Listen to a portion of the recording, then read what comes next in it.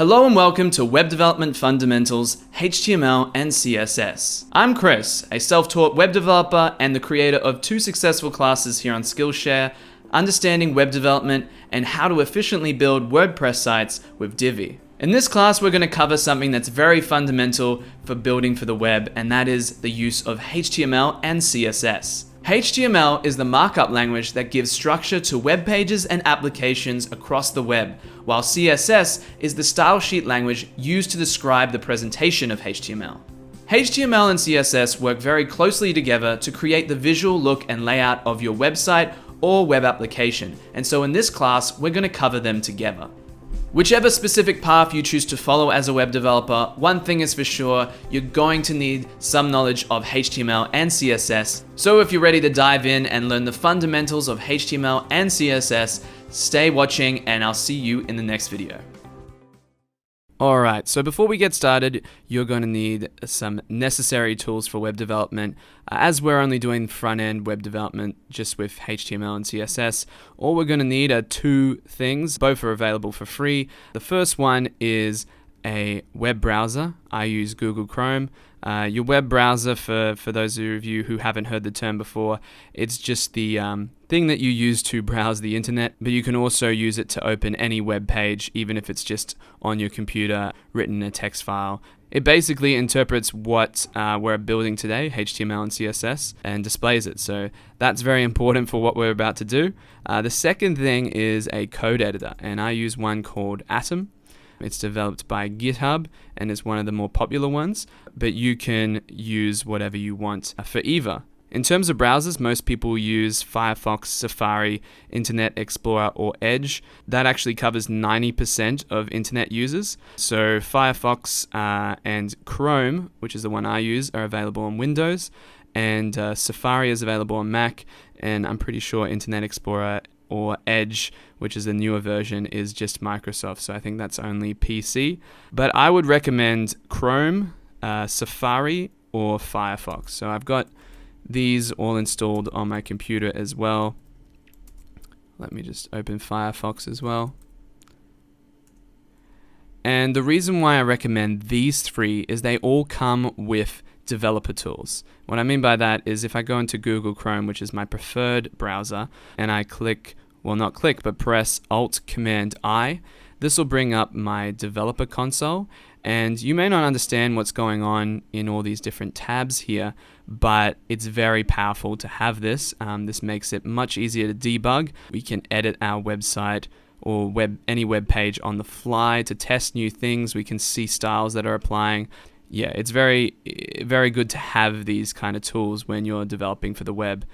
Safari, I believe it's called Web Inspector.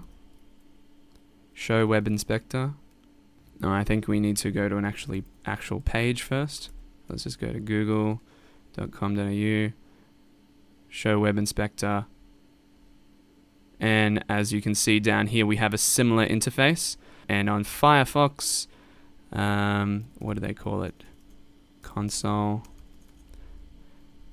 I just use Chrome, so I'm not sure what they call it, but we'll find out in just a sec. They just call it the inspector.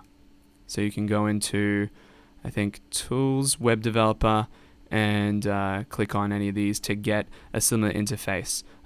You'll see the inspector where you can inspect elements, console, debugger. Again, don't get overwhelmed by all of this stuff. I'm just letting you know in terms of choosing your browser. If you just stick to Chrome, Firefox, or Safari, you'll be more than okay. And if you want to follow along as closely as possible, Chrome is definitely a good option. The second thing you're going to need is a code editor. I've been using Atom for a while now and I really like it, but there are other options, other free options like Sublime Text. You could use Vim, or you could use another one called Brackets. All of these I'm quite sure are free and they all work in a similar way. Again, if you want to follow along as closely as possible with what I'm doing and you just don't have a preference towards a code editor, you can just choose Atom. One thing I should say is technically, like, if you're on a PC, you could use Notepad to develop web pages as well. I'm pretty sure on Mac, I could use TextEdit theoretically to create web documents, but you won't get all the special features that make it easier to develop for the web as you would on a code editor like Atom, Vim, or Sublime Text. So I would highly recommend picking up a proper code editor and not developing through Notepad or TextEdit. Again, if you don't know what I'm talking about, just download Atom or Sublime Text or Vim and you'll be sweet. So if you've got a code editor and a web browser, you're pretty much ready to go. Those are the two things that you really need. But in terms of knowledge, if you're starting from scratch, I guess, if this is your first time learning about web development, I definitely recommend you go and check out one of my previous courses. So you can just head to my profile and my previous course, Understanding Web Development, A Beginner's Guide to the Web. This will give you an overview of all of web development. And so I highly recommend anyone coming to my courses after that one to go back and refer to that one. We talk about concepts like HTML and CSS, but also how that fits in with back-end programming, the difference between front-end and back-end, how to deploy your websites, getting a server, all those different things. I just provide an overview of web development in that course, and so I highly recommend that one first, just so you know where HTML and CSS are fitting into the overall picture of web development. Otherwise, if you feel you have a good understanding of web development or you've already taken this course already, we're pretty much ready to dive straight in and get started with some HTML. So yeah, I'm really excited to get started, and I will see you in the next video. So in this video, we're going to cover what is HTML and CSS. We actually discussed HTML and CSS in one of my previous classes, Understanding Web Development. So if you've taken this one, you probably already have a pretty good understanding of what HTML and CSS is. But in this video and in this class in general, we're going to dive a little deeper into it. So a good place to start understanding HTML is the introduction on w3schools.com. So if I go to w3schools.com, I click Learn HTML, and then I click HTML Introduction. It talks about what is HTML and gives us a simple HTML document. So I think they do a pretty good job of summarizing HTML. It stands for Hypertext Markup Language, and it describes the structure of web pages using markups. You've got elements that make the building blocks of HTML pages. Elements are represented by tags, and inside tags are pieces of content. And an important thing to note is that browsers don't actually display HTML, but they use them to render the contents of the page. So basically what we see here is code that is interpreted by our browser in order to construct the page and see what it is you see in your browser. And this is a little bit meta, but we're on a web page right now. So what we're looking at is the result of HTML and CSS put together in our browser to create a website. But how we get to that point is through HTML. And just to drill this home, we can go to any web page, say for instance this web page, and right click on it and click View Page Source, and then you'll see what actually is fed to the browser to give you that result over here. And you know, this is a pretty complicated example, I guess. You've got lots of at the start, lots of CSS here that's embedded in the page. You can scroll down and see some JavaScript there. I wouldn't get too confused by that, but you can start to see here lots of HTML with classes and other attributes. I don't expect you to fully understand what's going on here. That's what this course is about, but I just wanted to make the point. Everything you're seeing in your browser is HTML and amongst other things like CSS and JavaScript. So how can you think of HTML? I like to think of it as structure, but also defining elements. So as you can see in our document down here, once we create a tag, we're defining it, but where we place it inside the document defines the structure as well. As you can see, this paragraph tag is after this heading tag. So If we were to change the order, that would change the structure. And as you'll see as we go through the course, we can nest tags within tags and create, I guess, a tree of elements that is known as the document object model, or the DOM. Again, don't worry too much about that. We are going to cover the document object model further along. So that's a little bit about HTML. What is CSS? Well, we can go to the CSS menu item on w3schools.com and go to the introduction page of that, and we get a little bit of an overview. Basically, CSS describes how HTML elements are to be displayed on your screen, on paper, or in other media, as it says here. It stands for cascading style sheets, and we can store our CSS in different places, reuse different styles. It just makes everything more organized when we store CSS in separate files or define rules within the same document as the HTML. Again, we are going to cover all of this, so you'll see it happening right in front of you. But if we go back to the page source of any website, let's just do this website because it's right in front of us. We have CSS right here, and that is actually embedded CSS rules in the document. But if we go down to any element, we can maybe start to see, and I'm not seeing something come up straight away, but we can search style, and we can start to see a HTML element with an attribute of style, where we can also define some CSS as well. So you can go to any web page and you can see CSS and you can see HTML, but oftentimes the CSS code is stored in another document that is referenced by this document. So we'll see that very shortly as well. In the meantime, to drill home the difference between CSS and HTML, I want to show you a web page that has no CSS whatsoever. So for this, I'm going to need a certain extension. You don't need to download this extension. I only downloaded it for the purpose of this demonstration, so you can just follow along. But if we go to any website, let's just go to google.com, and I have this extension here which allows me to disable all styles. So I can go into the CSS menu of this, press disable all styles, and you can see what the Google homepage looks like without any CSS. I'm currently logged in, so there is some of my information there.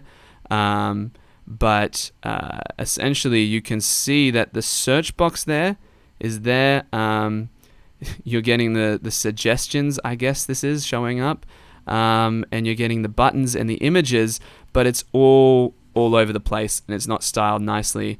If we turn it back on, you'll start to see everything's laid out. And you can start to see the importance of having CSS, because this website here is pretty much unusable. But to be fair, the internet nowadays heavily relies on CSS and styling. There is examples I could show you, from the 90s or something, where there's no CSS involved whatsoever. And actually, I do have an example to show you. If I go to www-cs, I found this web page, which apparently is created without any CSS whatsoever. I was able to go in and find that it was loading a style sheet, but we can just go in and delete that link, and this is pretty much what a website looks like without CSS. As you can see, the links here are either colored purple or dark brown, I guess you could call that, dark purple, blue, or if you click on them, you can get red. You'll see that the elements are like stacked on top of each other. There's no columns. It's basically just images, text. You can bold some text. That's about it. Oh, you can put in some Chinese characters, that looks like. You can put in links. You can put in this horizontal rule, and you can stack links on top of each other, but you're pretty limited. And I mean, in the 90s, you might be able to get away with a website like this without CSS, but in today's day and age, you absolutely need CSS, and it's so vital to making any kind of web document. So I hope that communicates to you just how important it is to have CSS alongside your HTML and how together they are fundamental and complementary. One thing I'll mention about HTML and CSS is that when you start researching it on the web or checking out other courses, you might read people referring to HTML and HTML5 as though they are different things. Like if I search HTML5 on Google, I get a bunch of articles with HTML5 in them, obviously, and if I search HTML, I just get HTML, and it's similar type websites like w3schools.com. Both have a page on HTML and HTML5. It can be quite confusing knowing, well, what are you learning, HTML or HTML5? As you can see, HTML5 is the latest release of HTML, and it's been out for almost 3 years, or around 3 years now. So it's definitely the new version of HTML that has been around for a while. I'm just going to refer to in this class to HTML and HTML5 as basically the same thing, because we should be developing in HTML5, not HTML4, if we're learning web development today in 2018, or further on if you're listening in the years to come. Same thing with CSS and CSS3. So if we type in CSS, we'll see all these links, CSS3, and you've got similar web pages that differ from CSS to CSS3. Again, CSS3 is just the latest version of CSS, and I think like HTML, it's been out for a very long time. So I'm just going to refer to CSS and CSS3 as basically the same thing in this course. Alright, so that's enough theory for now, and I don't know if I needed to say, talk about CSS and CSS3, but it was something that has confused me as well, because I've seen HTML here and HTML5. People often refer to them as separate things, but at the end of the day, we are learning HTML and CSS in 2018 or beyond, so we can just think of HTML and HTML5 as the same thing. So that's enough theory for now. In the next video, we're going to stop talking about HTML and CSS and actually start developing some. So I'll see you in the next video. First up, we're going to open our code editor. For me, it's Atom. And while that's loading, I will go back into our browser and let's revisit that page by W3 Schools. So I'll go there, click Learn HTML, click HTML Introduction. So I want you to scroll down to where it shows you this simple HTML document, and let's have a look at what's going on here. So there's two parts to this, and one is the tags. You can see the tags from this less than sign and greater than sign with a bit of text in between. And then there is content, which is just text in this instance. So you've got page title, my first heading, my first paragraph, right? And it's actually formatted quite nicely here, and your code editor should do the same. You can actually see these different parts color coded, so you can tell that this is a tag, and you can tell that this text is part of this tag from the color.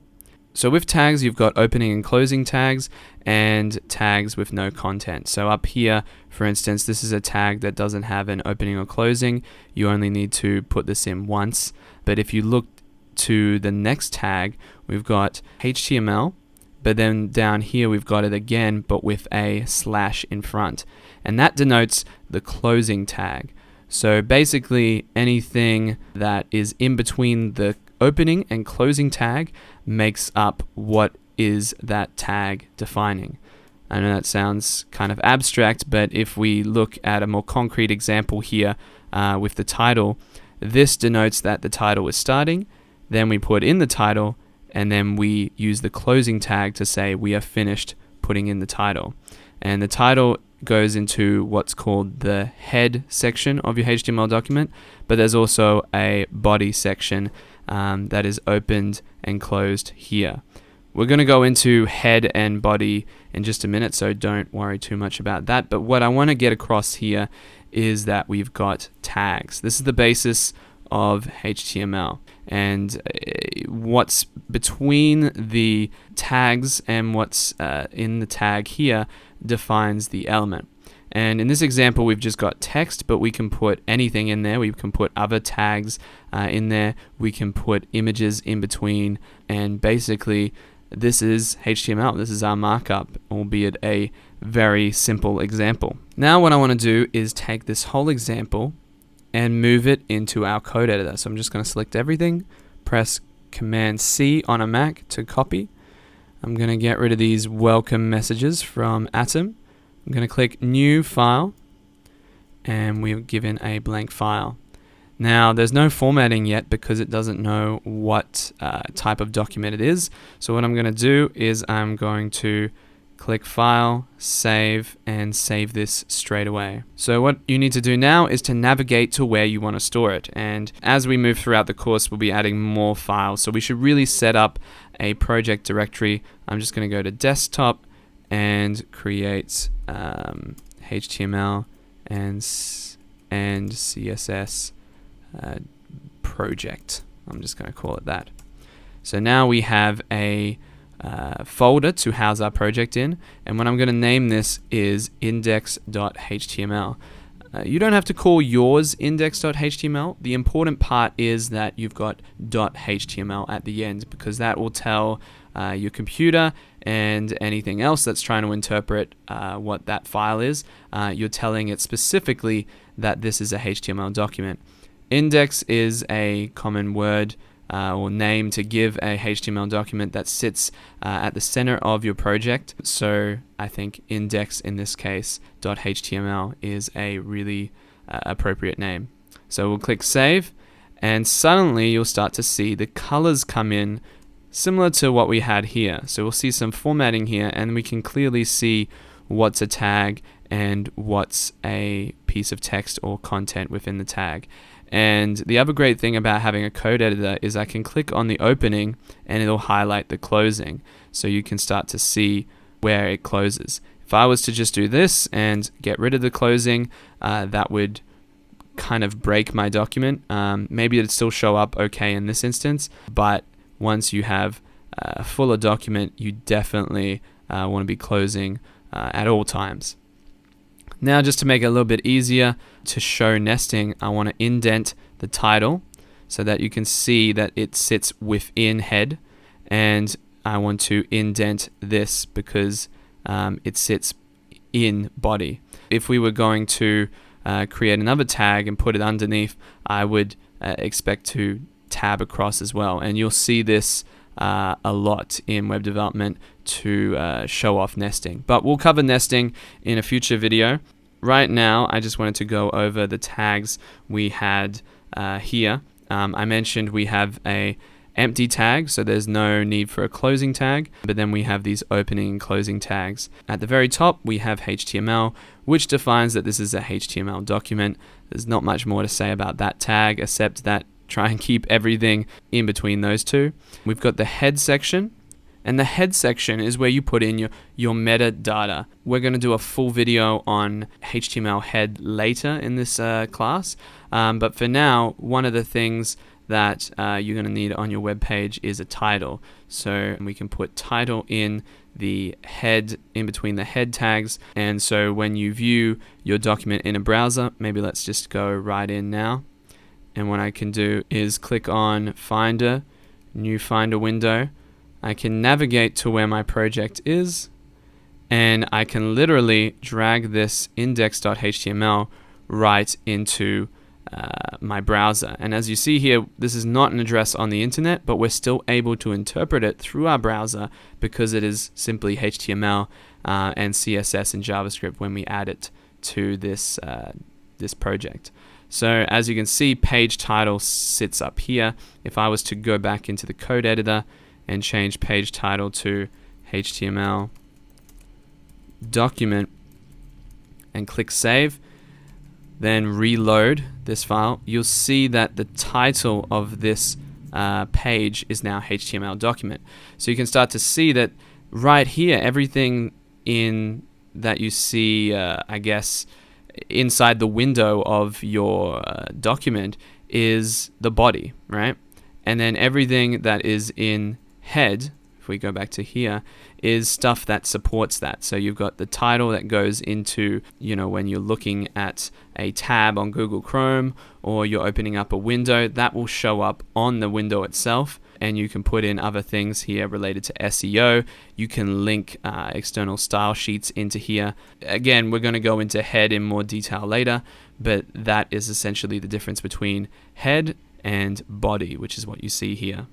I did say that we would cover nesting in a later video, but it is kind of a simple concept, so I'll just cover it right now. I'm going to throw some elements in that you may not be familiar with already. Don't worry, we will cover them later. But just to demonstrate nesting, if I was to grab this paragraph tag, put it in here, call this second paragraph, and then within here have another div tag. Divs are basically just blocks in HTML, and then I can put in my third paragraph. You can start to see nesting happening here. So as you can see, we've got body, and within body we've got h1, p, and div, and within this div we've got p plus another div, and within that div we've got a p, and that is essentially nesting. Right now it's not going to make too much sense until we have more elements logically presented on the page, but essentially you've got this h1 tag, a p tag, and then a div that goes right after it. And if we were to define some styles on this div tag, it would affect everything within it. These are called children of this tag, and this is called a parent. But again, I'm getting a bit technical here. We don't need to go into that much detail just yet, but essentially you're going to see this a lot in HTML, and it's called nesting. So I'm just going to reverse those changes by pressing Ctrl Z, and that pretty much covers the basic document you have that we found in the example here. So in this video, we got acquainted with title, we got acquainted with H1 and P, but of course there's a lot more elements to use in HTML. So in the next few videos, we're going to cover some of the other elements that can make up your HTML document. So I will see you in the next video. Alright, so in this video, we're going to cover headings and paragraphs. We've already got a heading and a paragraph within our document already, but we didn't really explain how each of these elements work. With heading tags, we can go back to W3 Schools and start to dig into headings a bit more. But as you can see, they have a great example here where they're creating 6 different headings within 6 different sizing. But in reality, headings are more important than just the size. Search engines actually use headings to index the structure and content of your web page. So there are 2 important points to mention here about headings. Let's go back to our document here and see that we've got a H1 tag. Why have we got a H1 tag? Well, H1 is meant to be the top level heading. So if I go back to our document, I'm going to open up a new tab and just drag it in again so I can have both open. And if this was, say, a blog post or a document, about page or whatever, let's just say it's an about page, you would use H1 to say about us. And just for consistency, we will create a title here that says about us as well. Okay, make sure you're always saving. I'm just using Control S, but you can also go File, Save there, and flip back to your document. And as you can see, the title is about us, and the top level heading, which is defined by H1, is there. So maybe if you were doing a document, a post about us, you would have about us, a first little paragraph, but maybe you want some subheadings as well. So the next level heading would be a H2. So about our history, maybe if this is like a company or a duo, maybe you want to have a sub-level heading. And then you would put in another paragraph tag maybe, and then we could have multiple H2s on that level, if that makes sense. Our history, our values, let's say, put in there. And I could throw more text into these paragraphs, but this is just demonstration purposes, obviously. If I go back into our browser and refresh, you can see that our top level heading is about us, and our history and our values comes under that. Now in HTML, you have up to 6 levels, so you can go deeper and deeper. Maybe there is 2 headings under our history, so you would go and use the next number, H3, to go deeper and have another sub-level heading. But as we mentioned just before, it's also important what headings you're using for SEO. So don't just think of H1s as the bigger version of H2 and just think about size when you're writing your HTML document. You definitely want to follow the structure where you have your top level heading, which is H1, and then everything under it goes down in numbers. And so it's not just about the size of the heading, it's also about making it more readable to the user, but then also telling search engines like Google the structure of your page. And that is a tool that Google uses to figure out how to index your page, but then also to figure out how readable it is. So structure is important for the reader. It's also important for search engines. And all you got to know is that you got to have heading 1 as your top level heading, and then work down from there. If we're going to have a heading underneath heading 1, it'll be H2, and then a heading underneath H2 would be H3, and so on and so forth. The other thing you can do, which is not really a heading, is a horizontal rule. It's defined with a H as well, but basically if we wanted to have a separation between those 2 headings, we can put in a H tag. This is a HR tag. This is a self-closing tag, so you don't need to put any content in it. You don't need to do this, for instance. You can just put in the less than sign, HR greater than sign. Going back to our page, and you can see there's a horizontal rule in there. The next thing is paragraphs, and I'm going to refer to W3 Schools as well.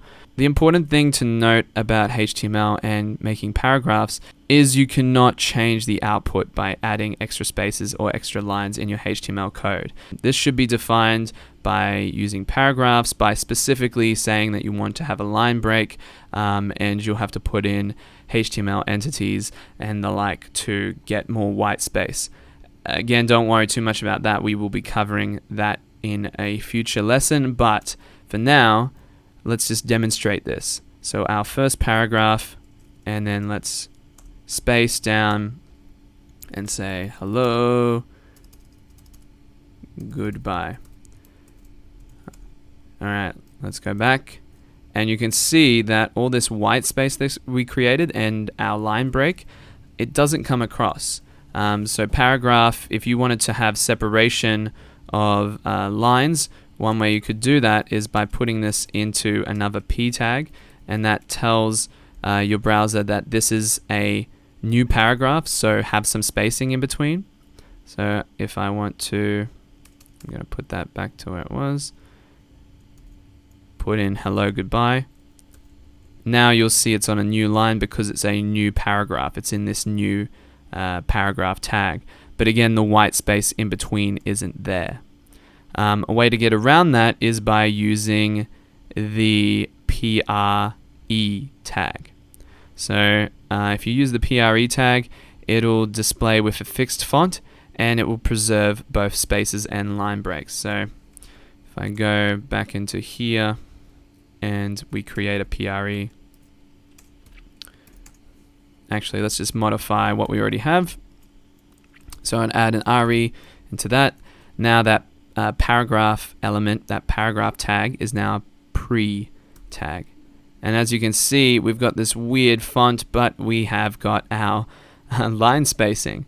So I don't know a situation in which you would need to use pre. Sometimes as a developer, it can be useful to display code, because code you want to show indenting and a little bit of formatting, but oftentimes it's best just to use pre.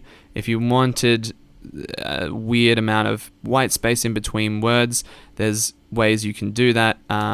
But if you wanted separation between having new lines, you can have a new p tag like this. Another way to have new lines is also to use another empty tag called BR.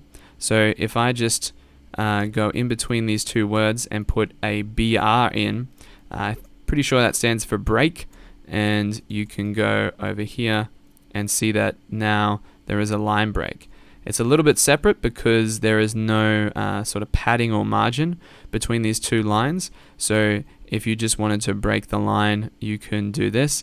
But if you were writing lots of paragraphs, you would maybe want to put them in different paragraph tags, and having it structured like that will make it easier to style down the track, because you can define how big you want the gap to be between the different paragraphs.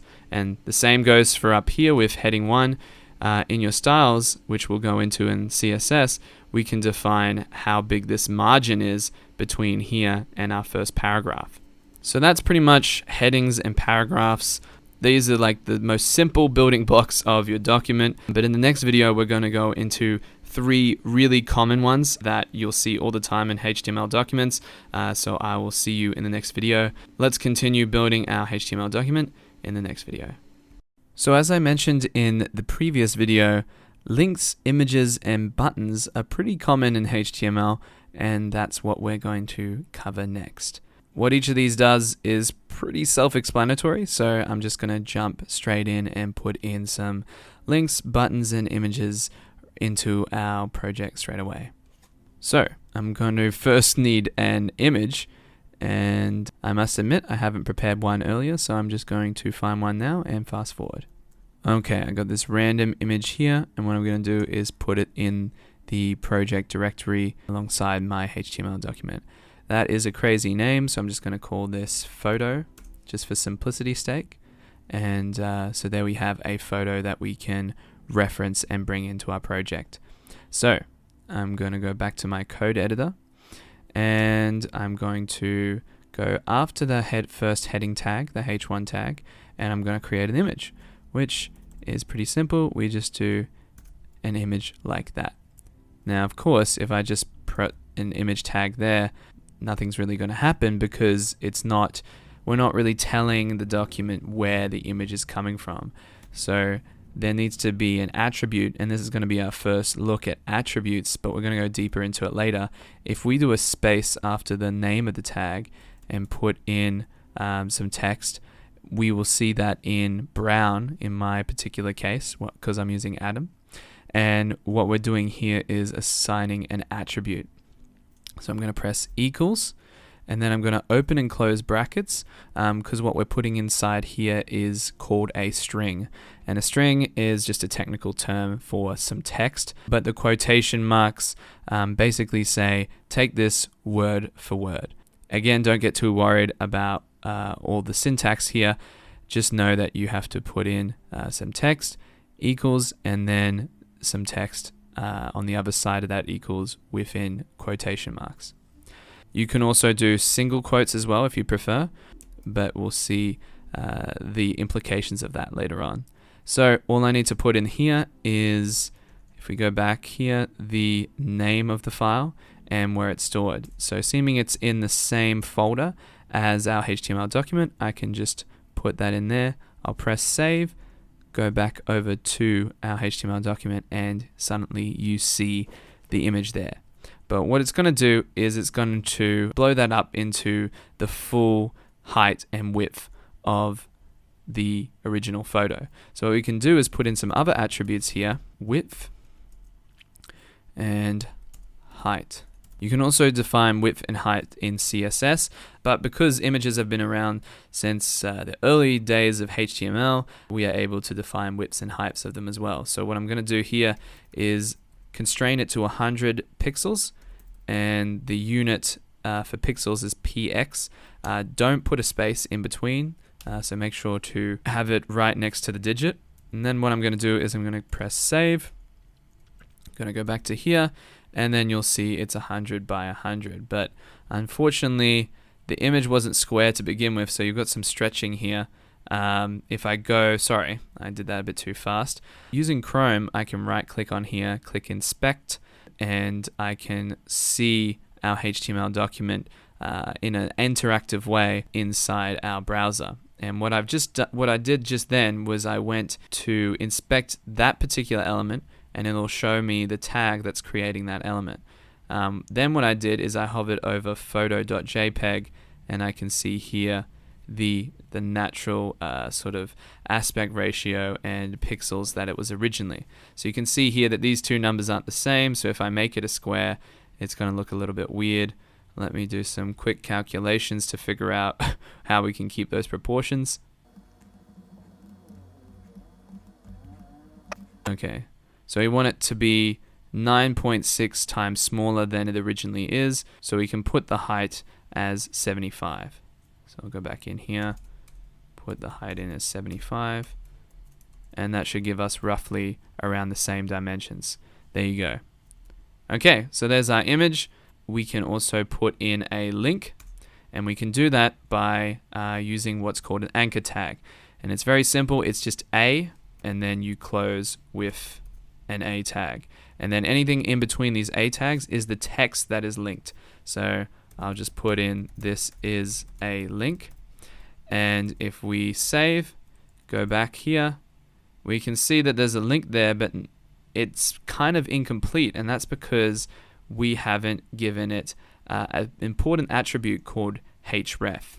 So if I space to add an attribute, and I put in href, and I use the same convention, equals and then double quotes, I can link it somewhere. Now we don't actually have another page to link to, so what I'm just going to do is put a placeholder in here, and a common placeholder is just a hash or a pound sign if you're from America.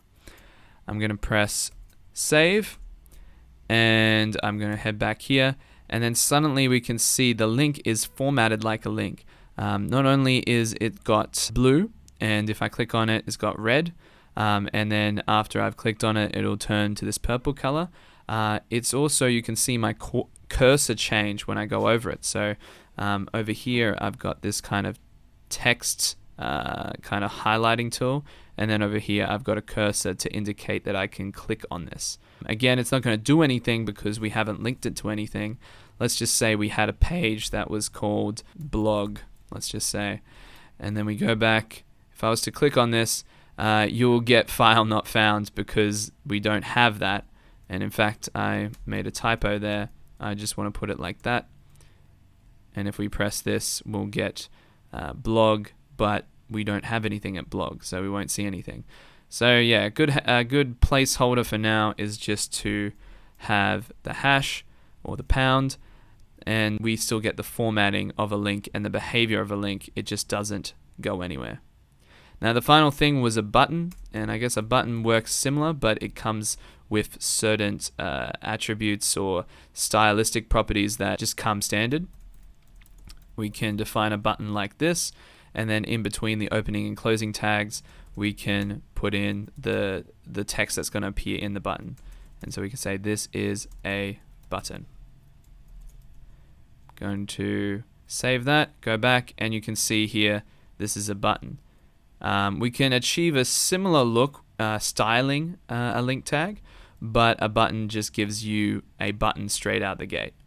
If you just want to put out a button and maybe assign some JavaScript to it, you can have it so that when you click this button, let's go demonstrate this with an extra property called onClick.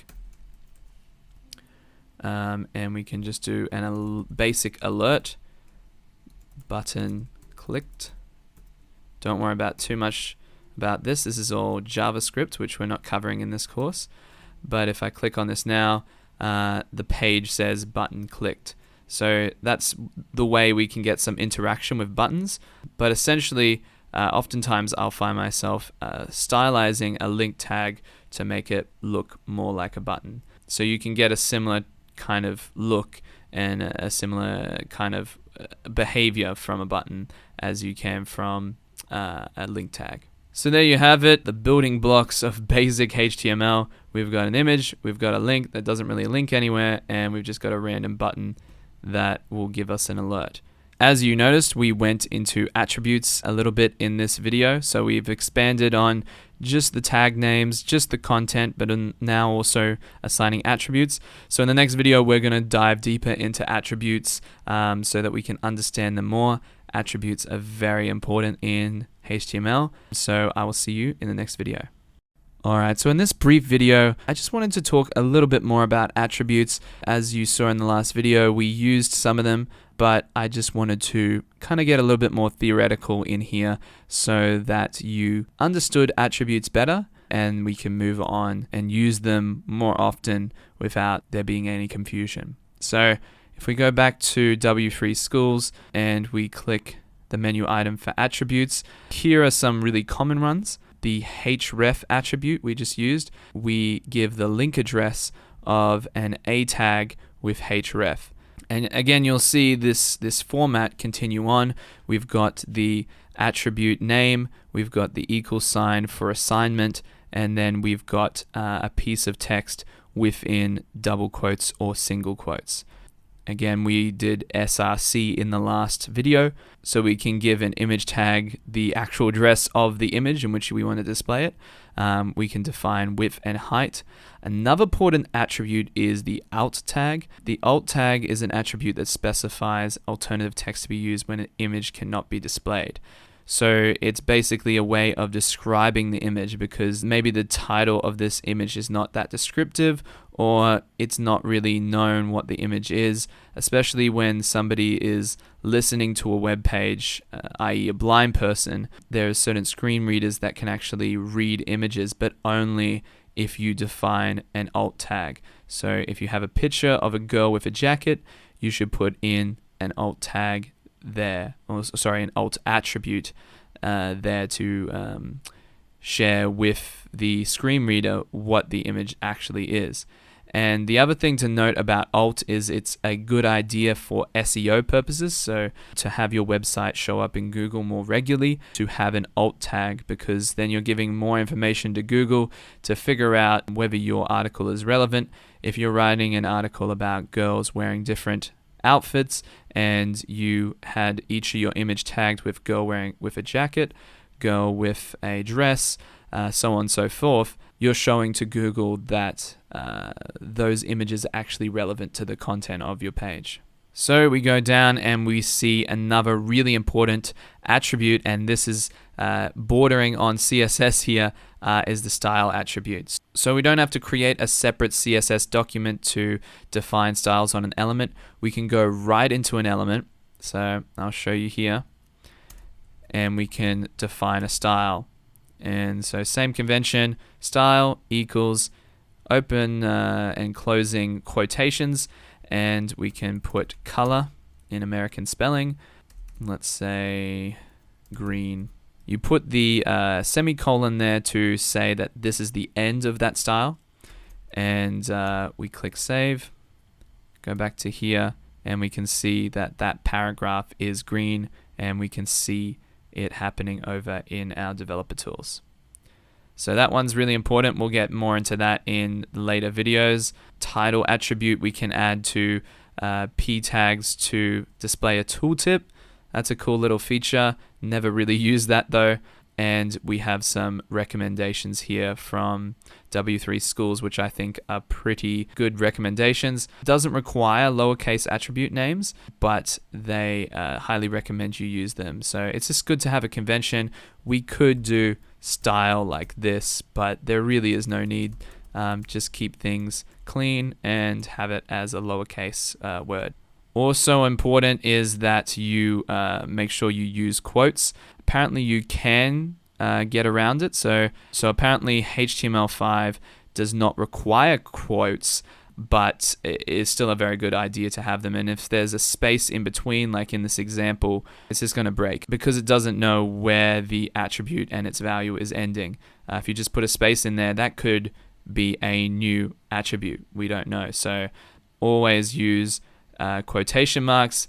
But we don't have to do double quotes. We could do single quotes as well. We could just go into here, for instance, and instead of double quotes, put a single quote in, save that, go back to the page, we get the same result.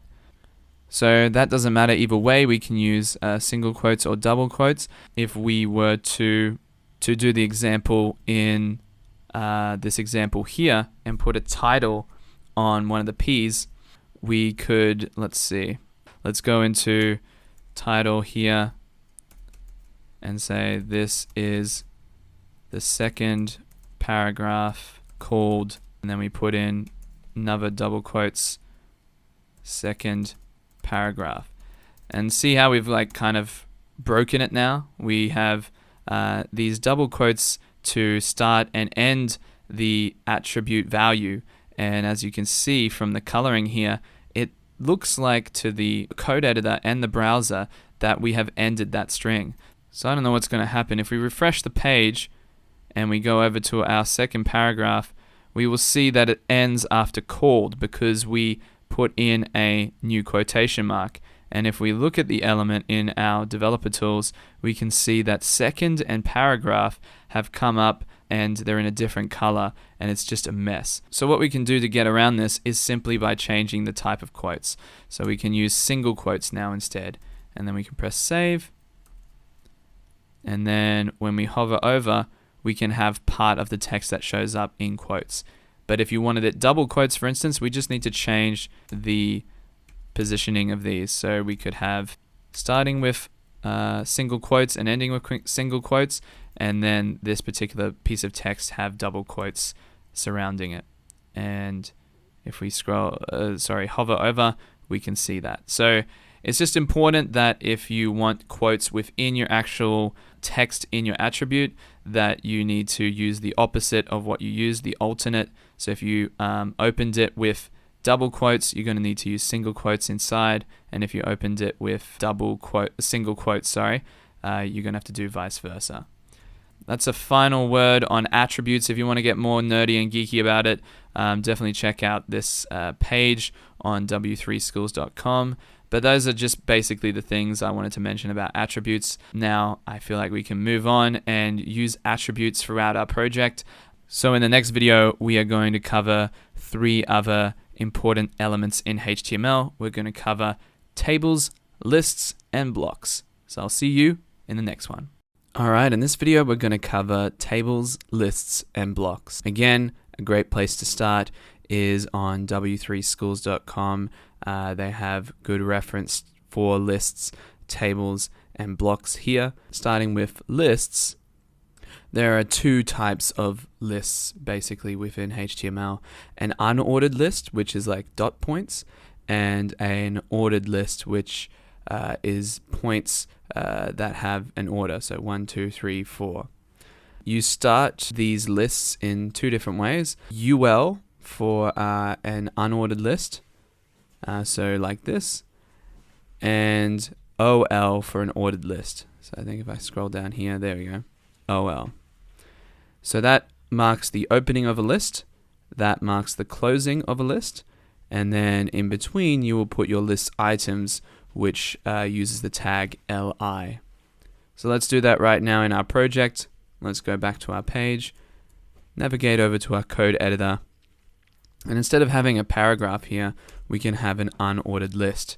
So I'm going to open an unordered list and then close it straight away so I don't forget. And then I'm going to, inside that, put in some list items. So let's say integrity, let's say honesty. I'm just making up stuff here. Empowerment. Okay, so if I press save on that, go back into the document, you can see here we have got an unordered list. To change that to an ordered list, all I need to do is go to the U in UL and change that to O for ordered list. So I can go back and now it'll have an incrementing number for each of them. Now you can take lists further by having types. You can describe them in different ways. You can do a description list. Honestly, I hardly ever do the this kind of advanced stuff with lists. Oftentimes it's just an unordered list or an ordered list, and then some dot points. Again, you can nest within these as well. So if you wanted to have a set of dot points within a dot point, you can do that as well. So I can put in an unordered list here and put in a sub dot point integrity for our customers, integrity for our staff. Save that, go back to here, and now you can see that it's a sub point of that dot point. So you can nest ordered lists and unordered lists. So I can change that to ordered, and now you can see you can interchange the two. If you want to get more detail with lists, definitely check out this in the reference, but I think that pretty much covers lists in a basic way. I don't have to do much advanced stuff, to be honest, so that pretty much covers a lot of what you need to do with lists. So the next one I said is tables. So I'm going to click on HTML tables here, and you can define a basic table with the table tag. Then you can define a row with tr.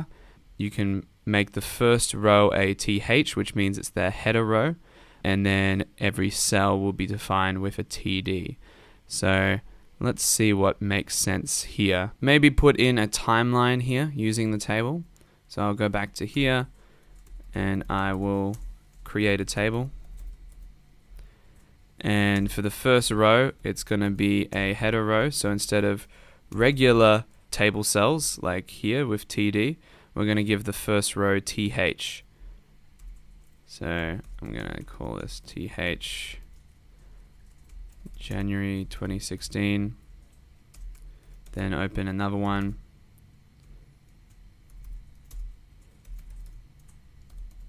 Again, I'm just making this all up for demonstration purposes. Let's just save that and see what we have so far. Okay. So right now we have no table border, so you won't actually see kind of the outline of the table, but we'll get to that in just a sec. We can add in a new row and put in some table cells now, which, because it's not the first row, because it's not a header, we'll just use TD. And then we started our company. Woo! Okay, so going back, now you can see that it's aligned in columns, but you can't actually see the outline of the table. So if you wanted to do that, we can add an attribute to table for border. So let's have a look at how we do that. If I do border, I can see that I can apply some styles, but we're not going to do that yet because we haven't gotten to that part of the course yet. But an old school way of giving our table a border is by going in here and typing in border 1. So if we save that, go back here, now we get these old school borders just to see that we actually have a table. I think the modern way to do it these days is to format a table using CSS, but we haven't gotten to CSS yet, so I will save that for a little bit later. But here you can see that we have a table. Now if we wanted to add another row, we could easily do so by adding another tr tag and then putting in table cells. So maybe we can put some commentary on these different timeline points. Save that, move over, and you can see we've added a new row. Now if you want these rows and columns to expand over multiple columns and rows, let's just show that now. I'm going to delete one of the table cells so we've only got one here and see what that does. So we've got this whole table, but we can see we're missing a cell here. What happens if we want this cell to extend across the table? Well, we can do that by giving an attribute to this table cell called colspan. And I will say 2 because I want it to span 2 columns instead of just 1. And there you go. We can do all sorts of alignment and formatting within these tables, but we'll get to that in CSS. Essentially, if you wanted to do the same thing with rows, so maybe we add in another one here. This probably won't make sense, but I'll demonstrate it anyway. we can put in front of this row span of 3. I'll press save on that, and you can see that we have a column that goes across 3 rows. So that's essentially tables. That doesn't quite make sense, so I'm going to get rid of those row spans now, and I'm going to get rid of this 3rd row because it doesn't really add anything.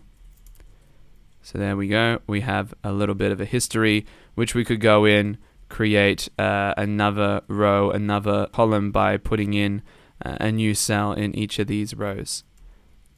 So there you go, there's tables. One thing I'll say about tables is don't rely on them for structuring your HTML document. Tables should be used just for tables. So if I wanted to present a timeline or maybe a schedule or something that would need a table, I would use a table. But for kind of having columns on a page and kind of having a responsive design, tables aren't the best. And for that, what's great is blocks. So I'm going to go back to w3schools.com and click on HTML blocks. The most common block level element you'll see in HTML is by far the div tag. You'll see divs absolutely everywhere, and a div by default will always start on a new line and take up the full width available. So rather than talk about it, I'm just going to throw it in right now and show you what's a good place to put it. Our project is a bit of a mess at the moment, but what I'm going to do is put in another horizontal line, put in another heading, and let's just say our services. I'm going to put in our div tag, and inside the div tag I'm going to have a bit of text. Let me go to Lorem Ipsum. This is a website where you can get Lorem Ipsum. It's just basically dummy text. So I'm going to put that in there, and then I'm going to create another div underneath it and put that Lorem Ipsum in again. I'm going to save that, go over to here, and you'll see it breaks into a new line, but unlike paragraphs, there's no spacing between them. So right now, I guess it doesn't really necessarily make sense why you would have a div, but as we move into styling and structuring our document with CSS, you'll see how flexible a div is. For instance, if I just wanted to modify this on the fly right now, I can see this div here. I can restrict the width of the div, so I'm going to restrict it to, whoopsies, 100 pixels, and then now it'll only show up with a width of 100 pixels. And what I can do is change display to display inline. Again, we're going to get into this later on, but if I said that for the 2 divs, width 100px and display inline block, you'll now see that they show up next to each other. So that's just one of the examples of how we can modify in whichever way we want the content within a div. But again, I'm getting ahead of myself. All we need to know for now is that divs are good building blocks of HTML, and you'll see them a lot when you're developing HTML and CSS. Other block level elements in HTML include these ones. And then of course you've got inline elements. These do not start a new line, and they only take up as much width as necessary. And one of the common ones you'll see is a span. And a span helps you to modify just what's inside. It doesn't create any new padding or spacing. Again, it's best just to show you what I mean when I say this. If we were to go back into our document and I was to put a span before dummy and close the span afterwards, that gives me control over this one word dummy. So I can go style, and I can add some styles to it. I could make the font size much bigger than everything else in that paragraph. So I can make it font size 50% bigger, and now you can see that word is 50% bigger than everything else in this div. I can use this for other formatting. I can bold different parts. I can target different parts, put a class on them. So anytime you want to target or change just a word or a sentence, span is a good option. Again, if you refer to the document on w3schools.com, there's a lot of good information in there. As it says here, the div element is often used as a container for other HTML elements. It has no required attributes, but you'll often see that there will be a style, a class, or an ID. These are methods to be able to target and style content. So you can almost view div as a group of content, but you can also do whatever you want with it. It's basically a block of HTML that you can target individually and turn it into columns, turn it into a square, turn it into whatever you want. So very expandable. So a lot you can do with div, and I think rather than talk more about it, I think you'll start to understand more about why div is powerful as we go through, and especially once we get into the CSS section, we will be styling a lot of divs. So for now, that's all you need to know about divs. We will get deeper into it as we go. In the next video, we're going to cover HTML layout elements. So I look forward to seeing you on the next one. Alright, so in this short video, I wanted to briefly go over HTML5 semantic elements. So if we go to HTML layouts page on w3schools.com, we can scroll down here and see that HTML5 offers new semantic elements that define different parts of the web page. So just to demonstrate this, there's an example right here. Instead of labeling the different sections as divs or other block level elements, they are labeling it with these new tags: header, nav, section, article, aside, footer, details, summary. And basically the only thing that's really happening that's different here is the name. So these operate pretty much the same as a div. It's just more easier to understand when you create a HTML document, that you'll be able to understand the structure and see that this tag is a header, this tag is a section, this tag is a footer. And so just to bring this home, what I want to do is create a new file. So I'm going to go back to my code editor where I've got the index.html open. I'm going to create a new file and I'm going to save it straight away so that we know we're working with a HTML document. I'm going to go to our project directory and I'm going to call this one layout.html. Remember, the first part of that layout is not too important. You can label it whatever you want, but you need the .html extension so that your program knows it's HTML. So what I'm going to do is put these windows side by side, and actually before I do that, I'm going to right click on this example and I'm just going to copy their example. So I'm using the inspector here in Google Chrome. It's a similar function, I'm sure, in Safari and Firefox, but basically you don't necessarily need to follow along here. I'm just going to copy what's here and put it into our own document. So what I'm going to do is find that element that captures all of this, and I can see that from what it's highlighting. I'm going to right click, click Edit as HTML, press Command A on a Mac to copy all of that HTML, tab across to my layout.html, and now we have all of that code. A few things I'm going to get rid of the classes, any classes, because that's going to be pulling in a style sheet that we don't have. That's only on the W3 Schools website. We've got these classes as well, but we can leave them for a sec. What I want to show you in this example is that if we are to open a new tab here and we pull over layout.html, it doesn't look anything like this. And this is the point I want to get across here, is that just by using these semantic elements, we're not giving the page styling. We still need to use CSS to get this kind of layout. But what we are doing is when we read the code, we can see, oh, that's a header, that's a section, that's an article, that's a footer. And then we can also, rather than target based on class, which is what we have here, we can target just on the element name. But again, I'm going a bit into CSS, which we haven't dived deep into yet. You'll start to see that once we get into the CSS section. But in this video, I just wanted to share with you the semantic elements because you may see them often in HTML, And just to let you know that they are pretty much the same thing as a block level element like div. They're just a bit more descriptive. So in the next video, we're going to move on to HTML forms. Forms are something you'll probably come across a lot developing websites as well. So I will see you on the next video. Alright, so in this video on HTML forms, we're going to once again reference w3schools.com. So if you scroll down on this menu here, you'll find HTML forms.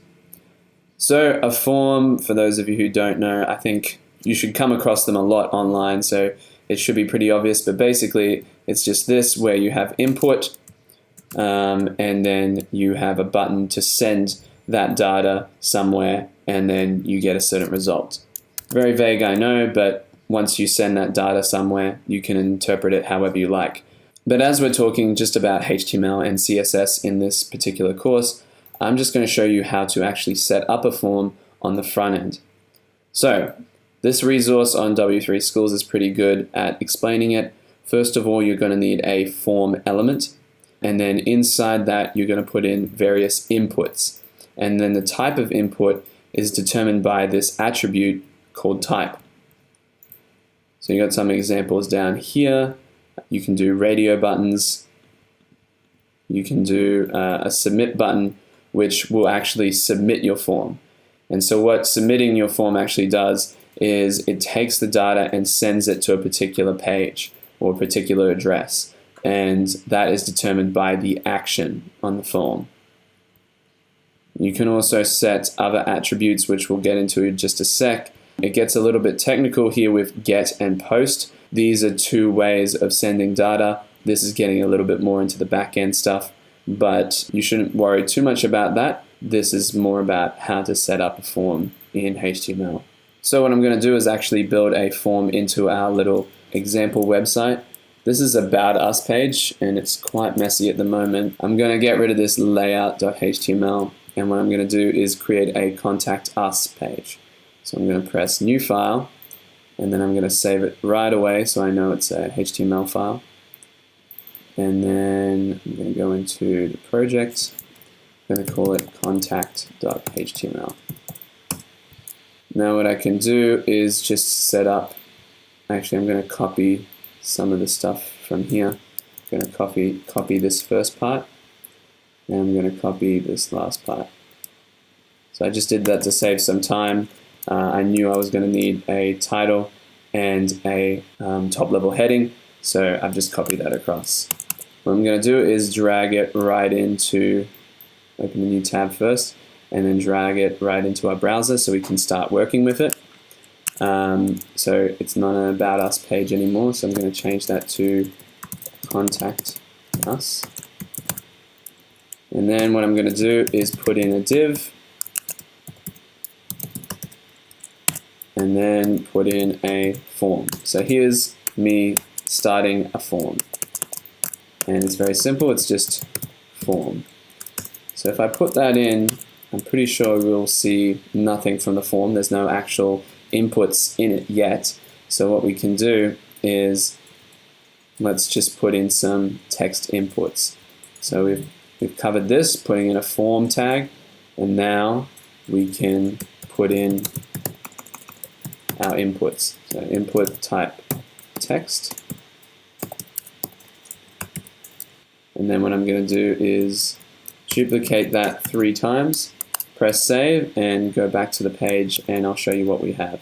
So we've got these 3 text boxes. There's no labels, there's no indication of what this is, so it's pretty non-descriptive, but at least we can see some stuff inside our form. What we need to do is to give it some formatting, give it some labels, but then also name these inputs so that they're not just all the same thing. And the name is very important because when we send the data to the next page or to the address, it's going to pair the value with the name of that field so you can actually tell which value is coming from where. So what I'm going to do now is give all of these a name. So the first one I will do first name. The second one, last name. Third one, email. And actually I'll do one more for message. course, if we just save that, it's just an attribute, so it's not actually going to show up on the actual page. So what we're going to do is just put in some raw text.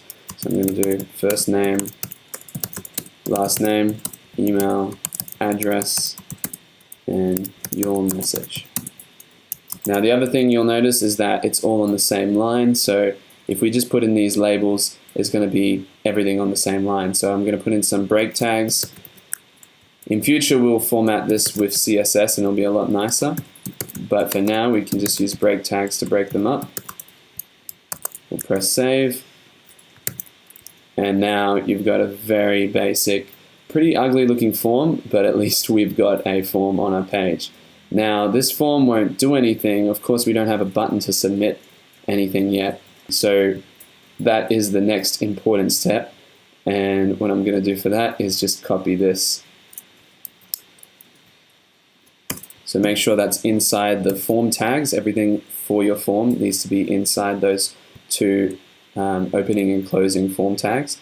The value here represents what's going to be on the button. So if we save that, go back, it'll say submit on the button. We can say, instead of that, whatever we want. So maybe send message. Save, move over, and you'll see that it's now changed. Important thing is that you put type submit rather than type text, obviously. But apart from that, you almost have a form. And what I mean by that is you need one other attribute, and that is to put an action on the form. So right now we have no backend, but if we had a backend, we would send this form data to a page, a PHP page, or whatever our backend is, and that backend would take that data, validate it, and then put it into a database or get the process started. So after the form is submitted, it requires some programming, which we're not going to go into in this course, but in terms of HTML, this is basically what a form looks like. So I'm just going to give you an example here. If we give an action to this form, and let's just copy exactly what they have here because we don't have the page anyway.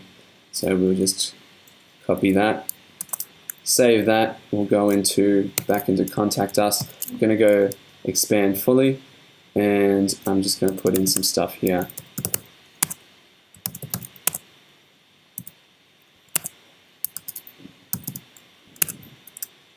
Your message, hello, and then I will press send message and see what happens.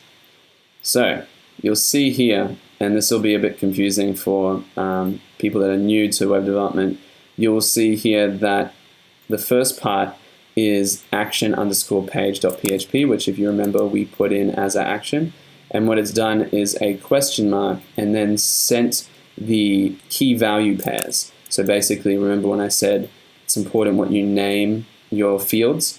So you can see here that is our first name field because we named it that, and then we've got equals and the input that we put in. So this is the name and then the value.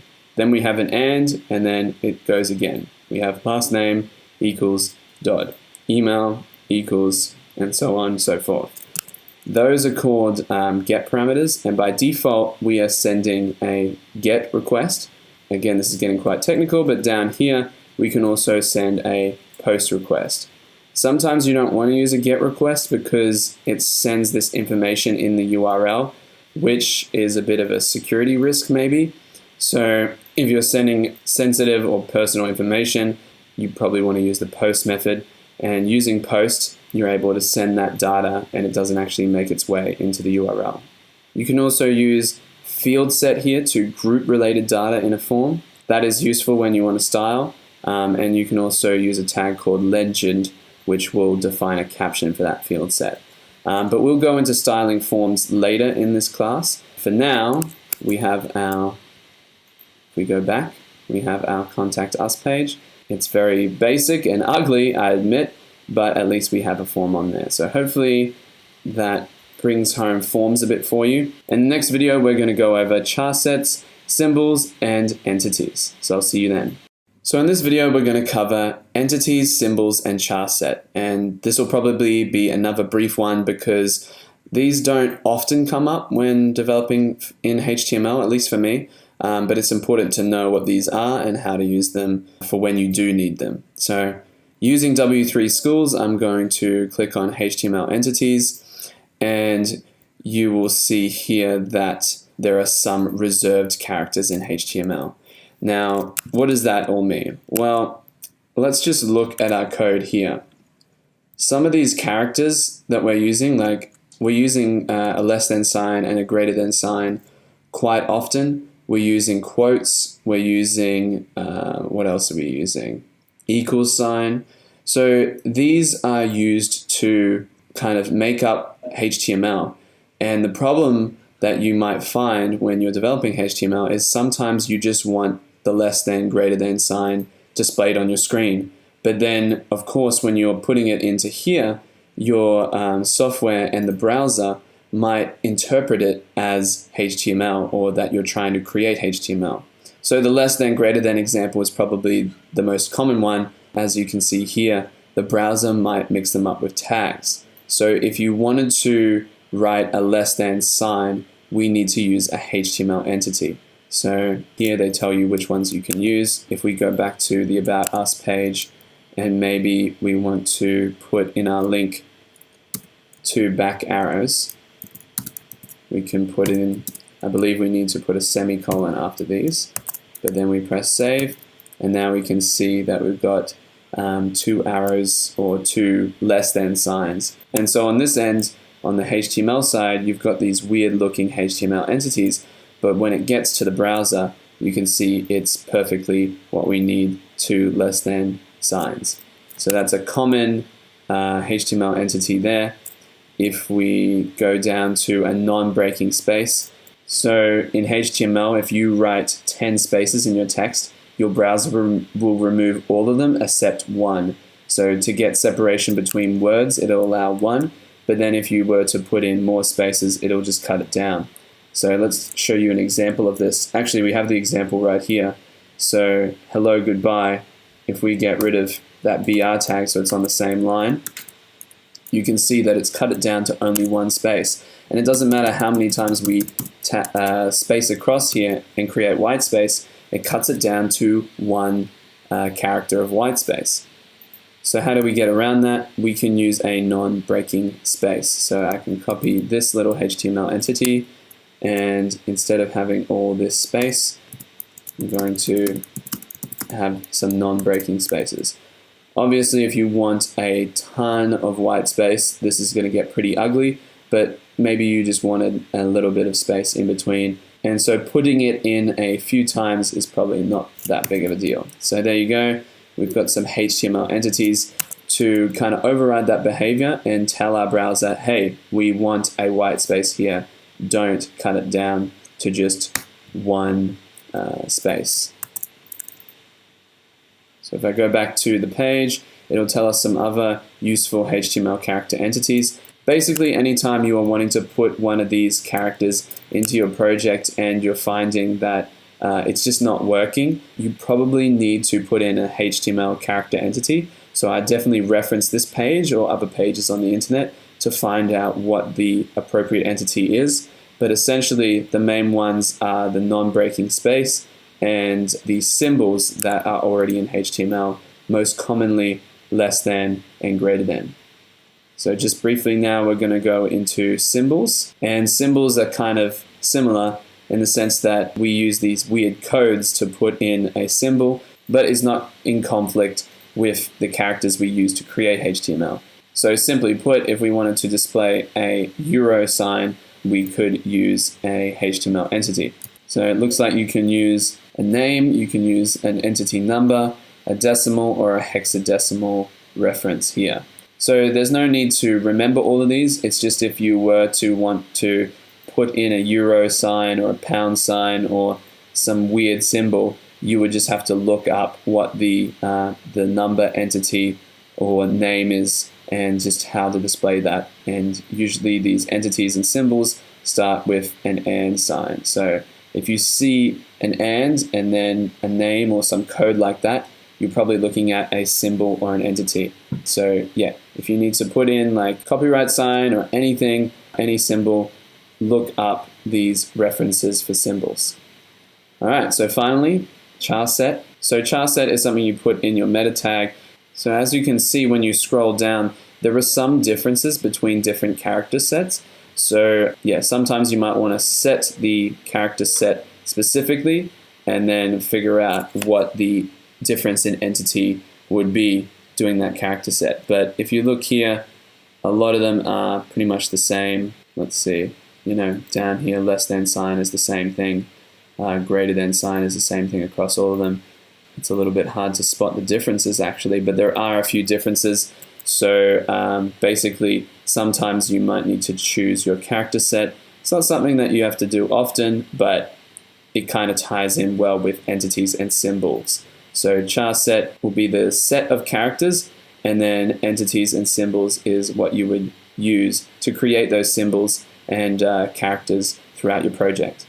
So I hope that gave you some clarity for when you see something like this in HTML, you will know that this is probably a symbol or a entity, and you can look up what that is or try it yourself and incorporate it in your projects. So that covers char set, entities, and symbols.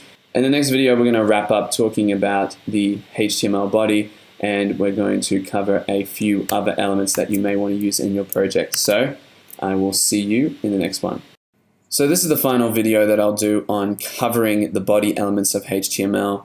We've covered quite a lot of body elements that you would use in HTML, at least the really common ones like headings, paragraphs, buttons, images, links, tables. All of these are quite common and probably make up more than half of when you're going to be developing HTML. Of course, divs as well down here, and block level elements. But in this video, I just wanted to cover some other ones that you may come across. Again, if there's anything that we haven't covered, HTML is quite expansive, so feel free to come back to this website or another website and reference. Again, I'm not going to go and explain every single HTML element that is available because it would make the course very big, and so I'm just focusing on the most important ones here. But in this video, I just wanted to show you a few other ones. One is HTML iframe. So as you can see here, we've got like pretty much a window within our web page. So if you see this tag iframe, you can basically just take whatever website you want, put the URL into that src field, and then suddenly you have a website within your website.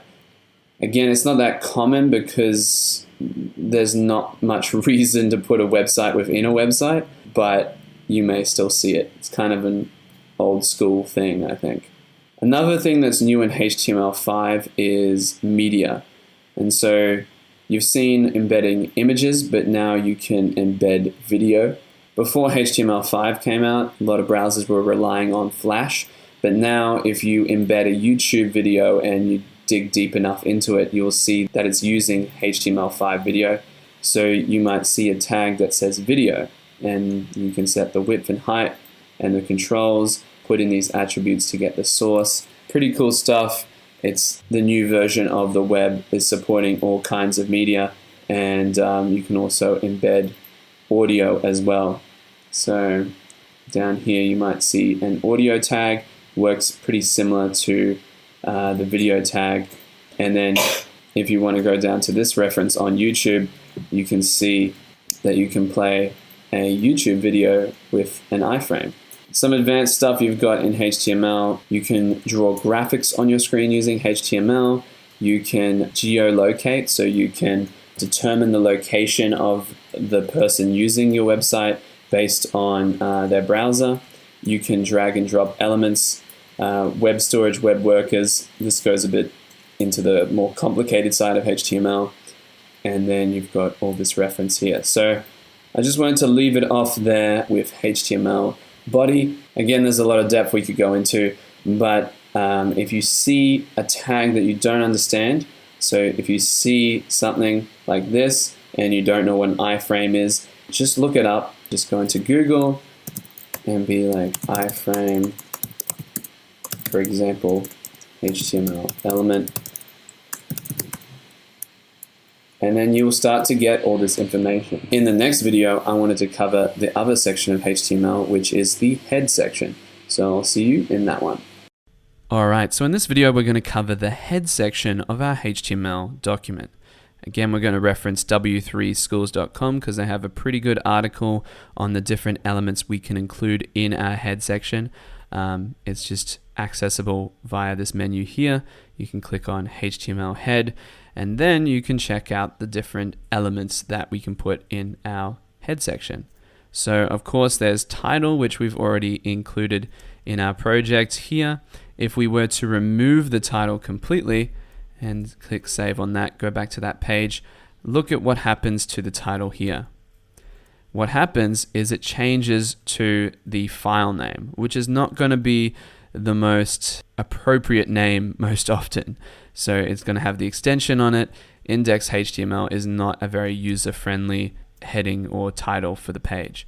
So I'm going to press save, take it back to About Us. So the next section is the style tag, and as we move into CSS, we'll be using the style tag to embed styling on a particular web page. But for now, I'll just show you how we could use it straight away. I'm going to copy this example here, go over to our page, but then go into our code editor. I'm going to open up a bit of space here in our head section, and I'm going to put in our style. Indent it, press save, refresh, and we can see that our top level heading is red. And what else is it defining? Our top level heading is red, our background color is powder blue, and our paragraph color is blue. So this is useful when you just have one page that you want to apply styles to, but say for instance you have a website with multiple pages, you're going to want to put your styles in a separate file that gets referenced by the pages that need it. And in fact, if we look at the next example in this document, we can see the link element, which is exactly what I just described. It's pulling in an external document with your styles into your project. And we're going to do this in the section on CSS, so I won't create a whole file now and show you that as an example, but basically just to see what it looks like, instead of having all these styles, you would just have a link to an external style sheet and it would import basically all those styles. So I'm going to get rid of both of those. The next one is meta, and the meta description is mainly used by search engines. It's used by browsers as well on how to display content and other web services, but the biggest reason to use meta keywords, descriptions, and titles is for the search engines, because the search engines, if you type in something random in Google, like let's say HTML course, what comes up here in these results is determined by your meta information. So SEO is very important and you want to have that optimized. So as you can see here, we can put in a meta description. You can put in some keywords, which I've heard is not too relevant in today's day and age with SEO, because Google is a lot more sophisticated than just giving it keywords. But you can define the author, and you can set random things like refreshing the page every 30 seconds. Not sure why you would want to do that, but that's an option as well. So a good example here is giving a page some description, keywords, and author. Another thing you can do is set the viewport. So HTML5 introduced a new method to let web designers take control over the viewport through the meta tag. And basically what that means is if you start to create this mobile responsive design on any of these pages, it may not work without putting in this little tag. So this is just a little bit of a prerequisite for responsive web design, but we'll get into that when we talk about responsive design in the CSS section.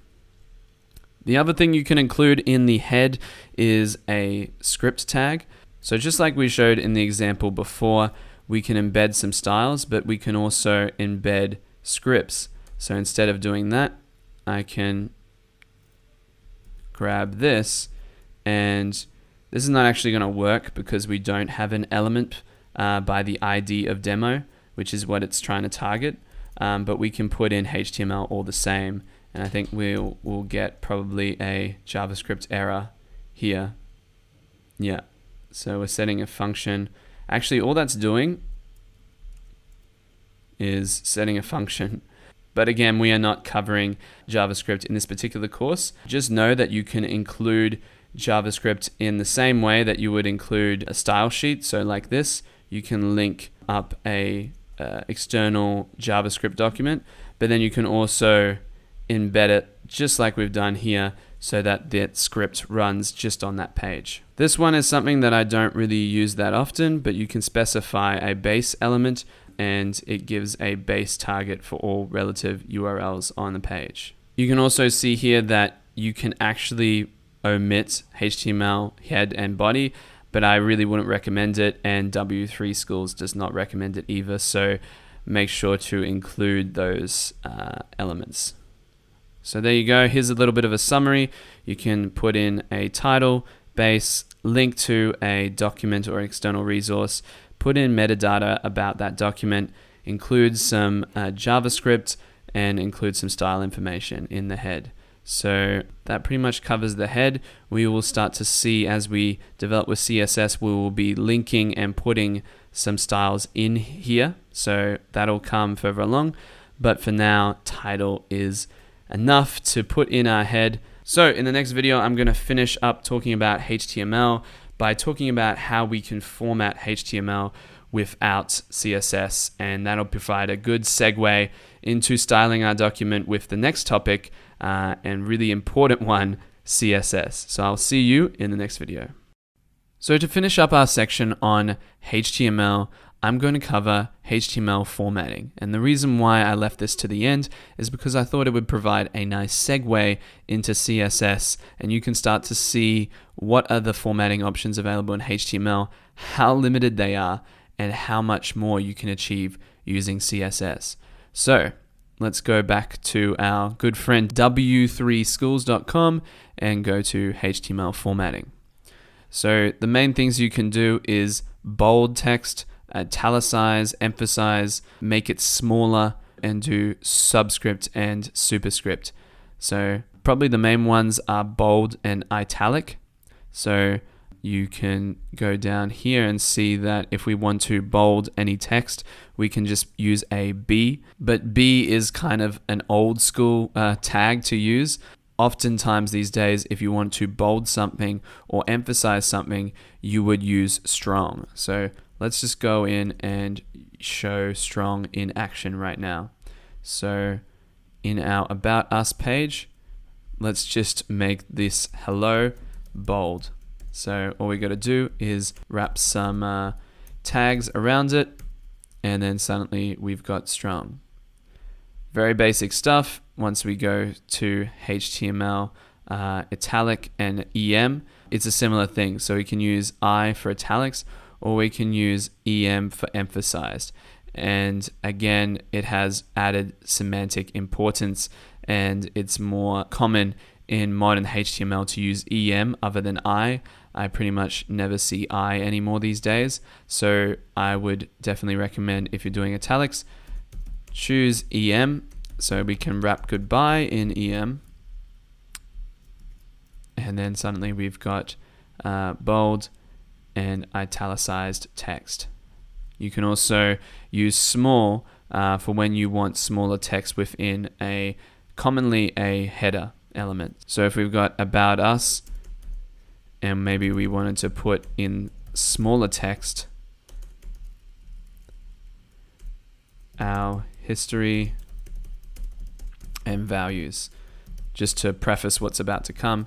If I save that, you'll see that what we've wrapped in the small tags comes up smaller or slightly smaller. And again, if you don't like any of how this is styled, we are able to target everything in these tags. So we're able to say, I want strong elements to act like this or look like this. I want EM emphasized elements to look like this. I want small elements to look like this. That's all stuff we can do with CSS. So if it's not small enough for your liking, still use it because it'll give you some good targeting, and then follow along in the CSS section because we will show you how to style things however you want.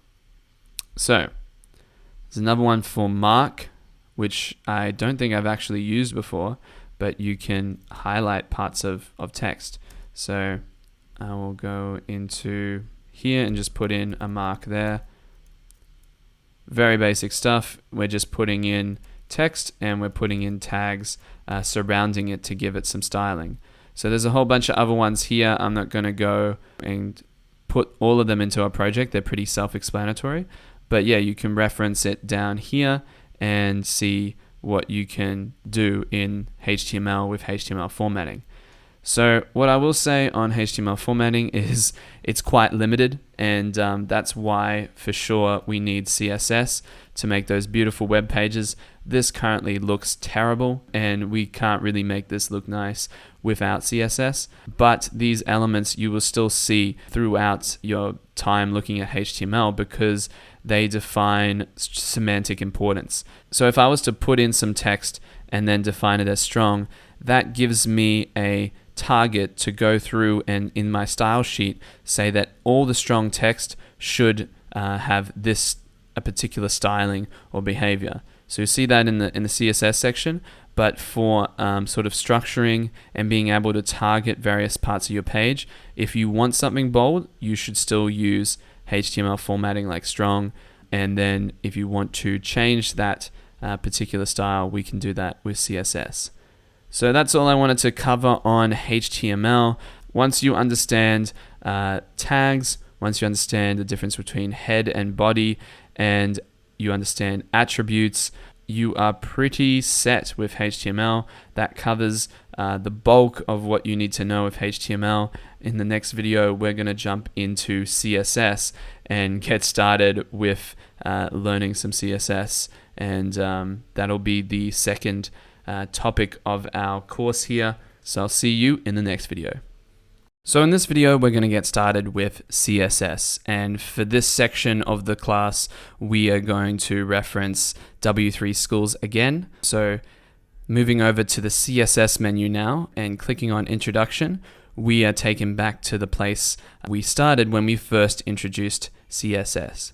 Now, to introduce CSS into our project, I'm going to switch over to our code editor, and if you see here, we already have an example of CSS in our project already. Right here, we have a p tag and we have an attribute on it called style. Now, style is an attribute that allows us to apply CSS to any particular element. So you can see on this particular p tag, we have an attribute of style, and inside that attribute, we have a CSS rule, which defines the color green. So if I go back to the document we have open, you can see that the first paragraph is green, right where we put it here. Now, that's called an inline style, but maybe we wanted to have a style that applied to all Ps. So what I could do here, if I was to do inline styles, is to just copy and paste that, and then my second paragraph would also be the color green. So let's just see that. Now, once we have a lot more paragraphs, and maybe we wanted to put styles on our headings as well, on our divs, it can start to get quite messy, and we can start to repeat ourselves a bunch of times. So if we had like 10 different Ps and we had all of them with style color green, it's better just to define a rule that all Ps have the color green, and that's when we can start using CSS selectors. Now, we'll go into syntax in the next video, but for now, I'll show you the second way we can include styles in our project, and we actually saw it in the lesson before on HTML head. So I'm going to go up to my head section here, create a line after title, and open up some style tags. So once we have these opening and closing style tags, we can start to put in some pure CSS. And we'll do the syntax in the next video, so don't get too caught up on what's going on here. But instead of having color green applied to every P using a style attribute, I'm going to get rid of that and put that rule up here. So how I would do that is press P to target all Ps, open up some curly brackets to define a rule that would go just to that selector. And then I'm going to put in the same style as before, color green. And now when we save this, we should hopefully see all the paragraphs, all the p tags be the color green. So there you see, there's actually a second paragraph here for hello, goodbye. That one is affected as well. So we have given it a selector and given that a rule. Again, we'll go into syntax in the next video. Now, what happens if we want to apply the color green to every P, and it's not just in this particular web page, but across all our web pages in our website? Well, the best way to do that would be to create an external style sheet and put the rules in the external style sheet and then just link them to our HTML documents. So again, we covered this in the HTML head section, but I'm just going to go back and show you. So let's go back into W3 Schools. I'm going to open HTML into a new section and go down to HTML head. If we scroll down, you can see, yes, we can insert styles for a single HTML page, or we can link to an external style sheet and then copy those styles across to all our pages. So I'm going to copy that example, put it in where we had our style tags, and let's talk about what's going on here. So this link tag is a self-closing tag. We don't need to put a closing tag at the end, and we have two attributes on it. The first one is rel, and it defines what kind of file it is. It's a style sheet, so all you have to do is just call it a style sheet in the rel attribute. And then the second attribute defines where the actual style sheet is located. So I want to call mine style.css, not my style.css, and I'm going to save that, and let's go back to our page. Now, you won't notice anything different apart from obviously the styles we just removed. It's not going to blow up your web page or anything, but if I go into my console, you can see that it's saying that there's error, file not found. And that's because we haven't actually created the file yet. So what I'm going to do is go into Atom, create a new file, and save this straight away as style.css. So let's go in, style.css. Same rule applies here with HTML. We definitely need the .html part, but for the first part, we can essentially call it whatever we like. I'm going to click save on that. And now if we go back and reload the page, and then I check my console again, there are no errors. But of course, there's nothing coming through because we haven't set any rules yet. So I'm going to set that same rule we had before, P color green. Let's go back, and voila. All the paragraphs are now green because we've linked that external style sheet into this project. And so we can reference this style sheet, this one style sheet, throughout all our web pages of our project. If we wanted to go into contact here, we could put in the exact same link, and we don't have to rewrite our styles every single time. So there you go. That covers the 3 ways to put in CSS in our document. We can do it inline through a style tag like we showed before, like that. If we just wanted to target one style and it doesn't make sense to create a rule, we can create a style tag in our head here and just define all P's with the color of green, or we can just get rid of that and put all of those styles into a style sheet, which is the cleanest way to do it most often, especially when your project becomes bigger. You're going to be reusing styles a lot, so definitely a good idea to have a style sheet. And from now on, we're going to be focusing on putting our styles in its own style sheet. So in the next video, we're going to go into syntax. How do we actually write all these rules, and how does it work? And so yeah, I'll see you on the next video. So in the last video, we included CSS in our project, and we started with our individual style rule applied here inline on the P tag, but then we defined a rule up on the head section as well, and then now we have a external style sheet to work with. So to get started with syntax, again, I'm going to go back to close this tab and then go back to the syntax page on W3 Schools. Here you can see a nice visual representation of CSS. So the first part we have is a selector, and then we have the declaration block.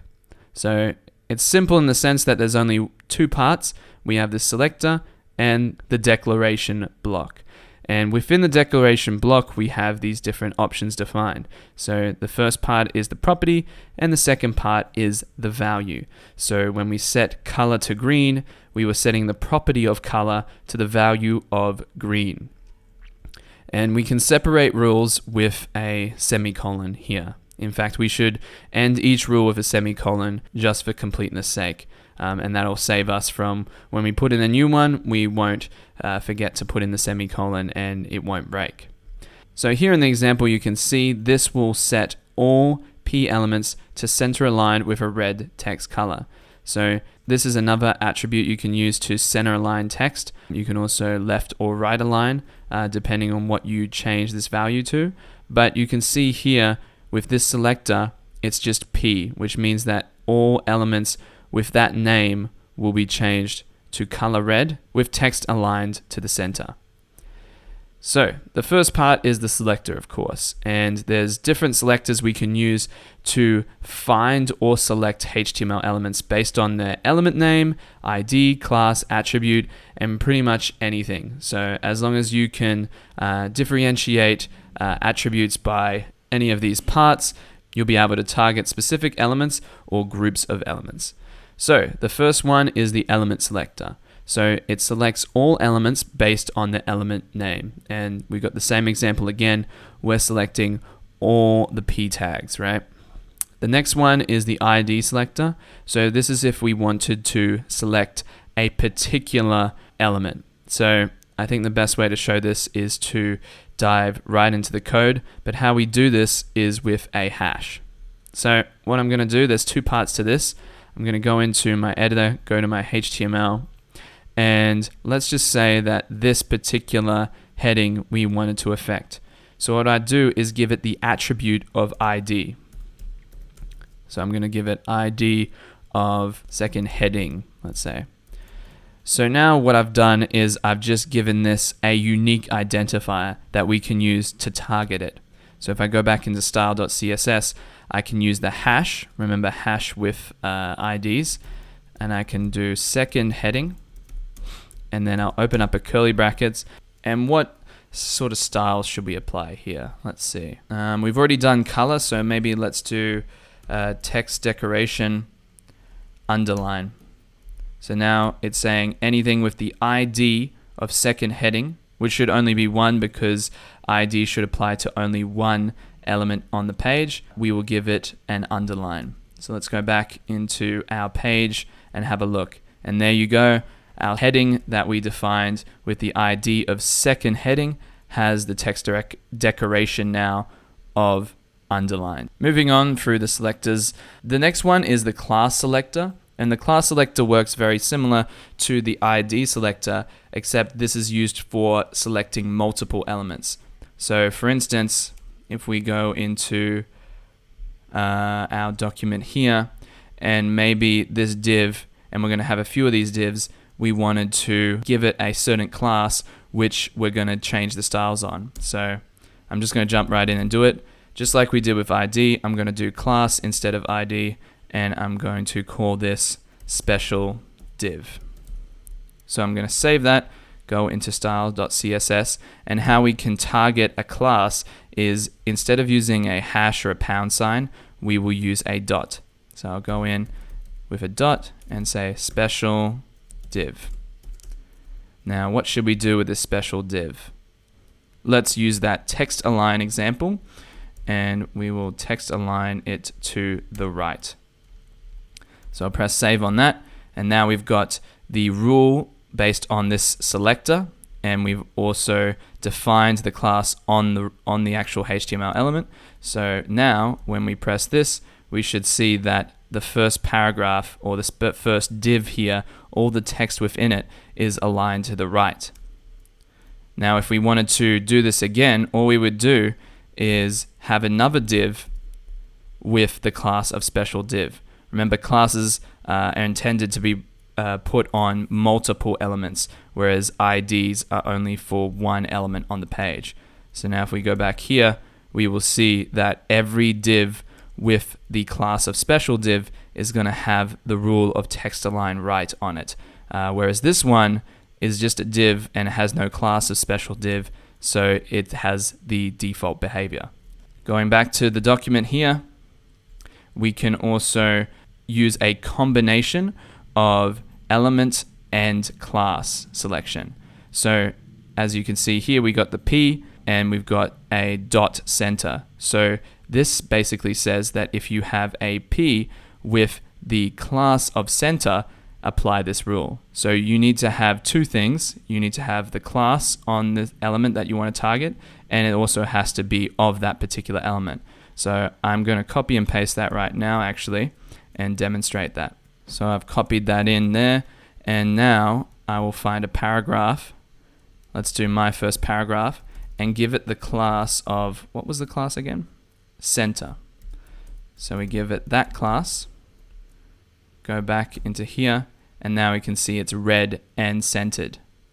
And we can also combine with ID as well. So maybe we only wanted to target heading 2 with an ID of second heading. Maybe we put second heading on another element that wasn't a H2.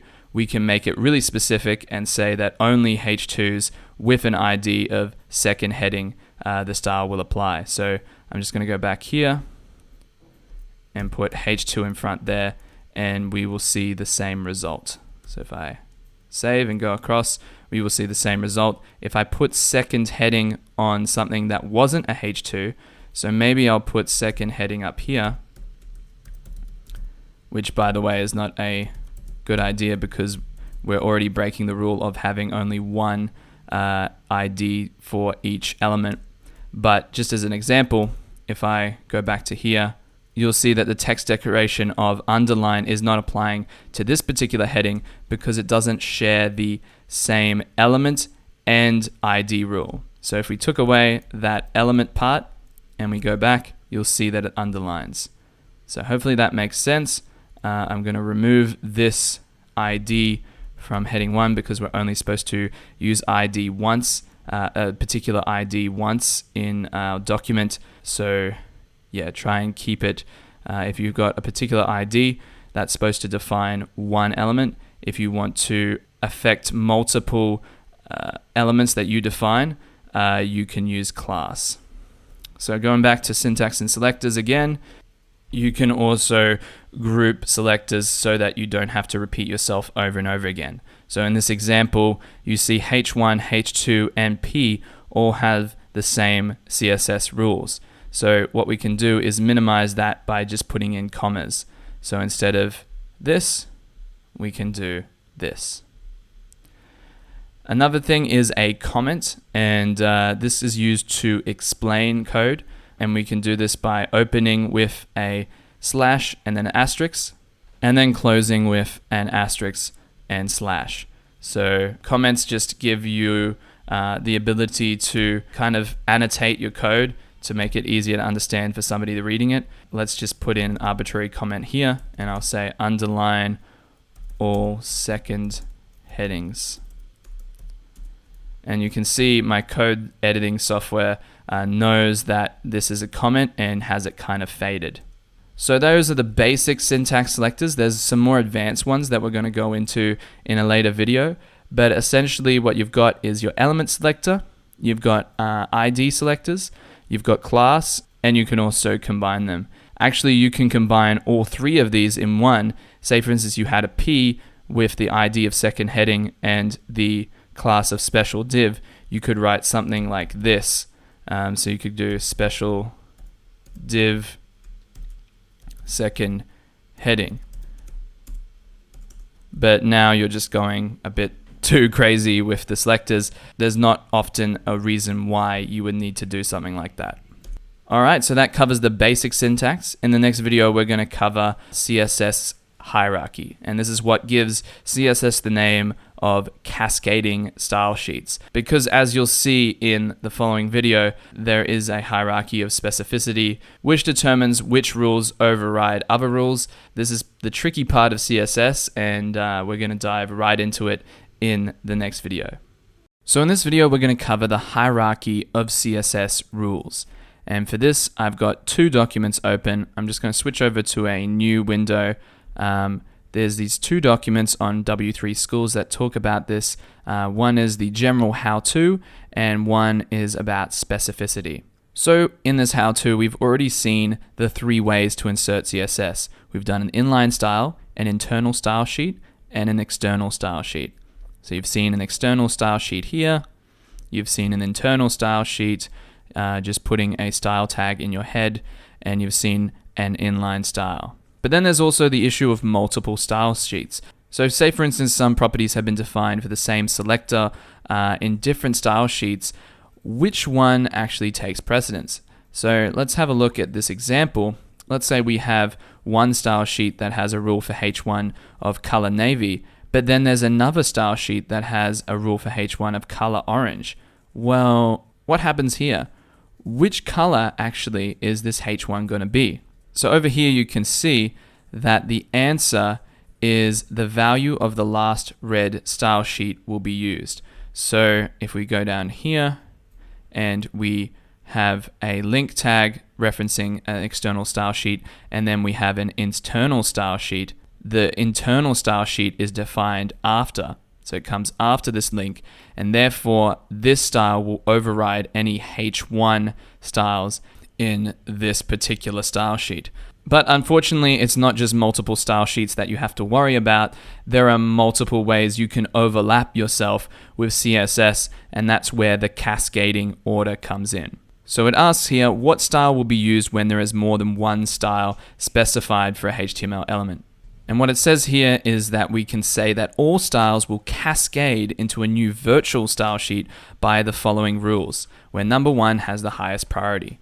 So if we have an inline style, that will override an external and internal style sheet.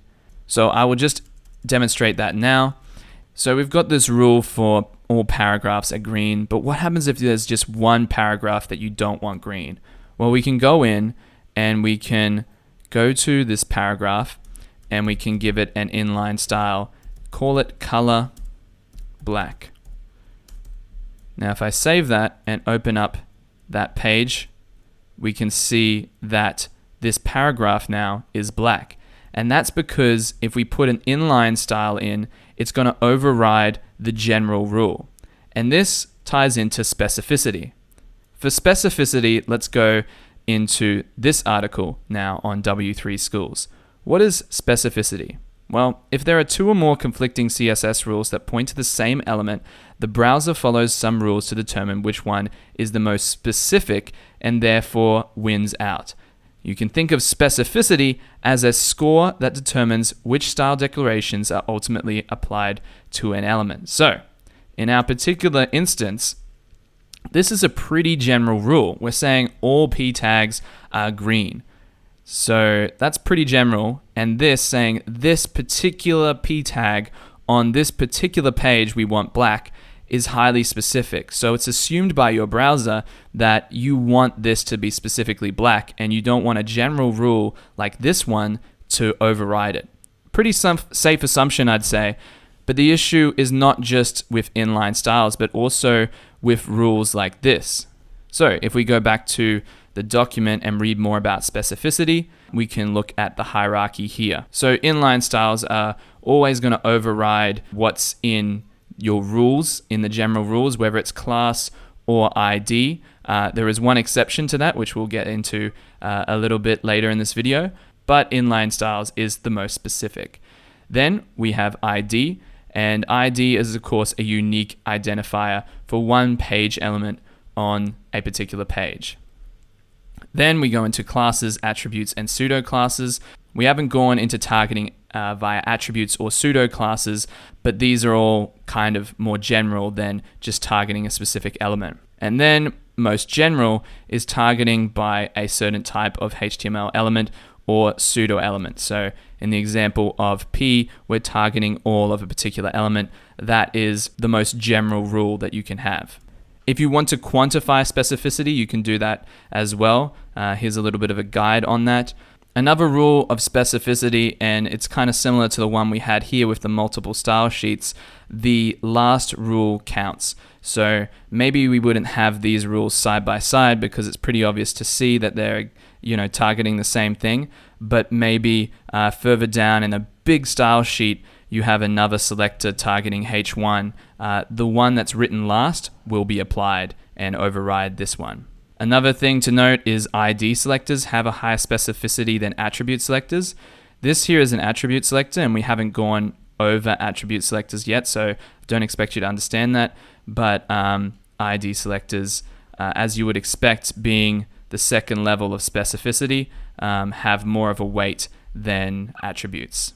So scrolling down to see more specificity rules, it says here contextual selectors are more specific than a single element selector. So say for instance, if you had an external style sheet and an internal style sheet, the internal style sheet is closer to the document than the external one. So this would take precedence over this style in that instance. And the final example it gives here is that a class selector beats out any number of element selectors. So as it says up here, classes are more specific than targeting just all elements of a particular type. So if, say, for instance, you had a H1 with the class of intro, that would take on the color yellow and override this because this is just an element selector. So I hope that helps a bit with specificity. Again, there's a lot to take in here, and this is one of the trickiest areas of CSS. So I don't expect you to have mastered it after this particular lesson, but you'll see as we go deeper into CSS more about why it's called cascading style sheets, and we will see this hierarchy working in front of our eyes. There's actually more selectors we can use, but we're going to cover the advanced selectors in a later video. One thing I will mention before we wrap up here is we can override this behavior of specificity. And we do that by using a little bit of a cheat called important. So let's say, for instance, with this second heading, I really want to change it to have an underline, but maybe there's a specific style on here where it says text decoration, and what are the options available to us? Let's just say none.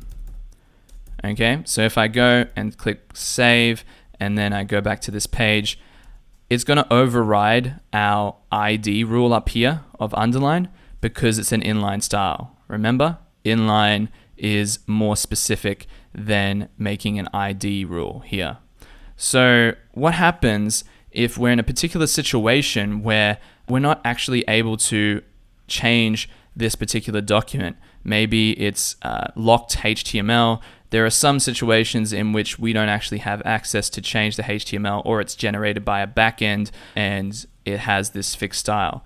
Well, there's a cheat we can use, and it's not exactly the best solution. The best solution would be to get rid of the style tag, but assuming we just literally cannot do that, one hack we can do is give this style something called importance. So we will start with an exclamation mark and then put important. And you can see my code editor knows that this is an important keyword. It is highlighting that in purple.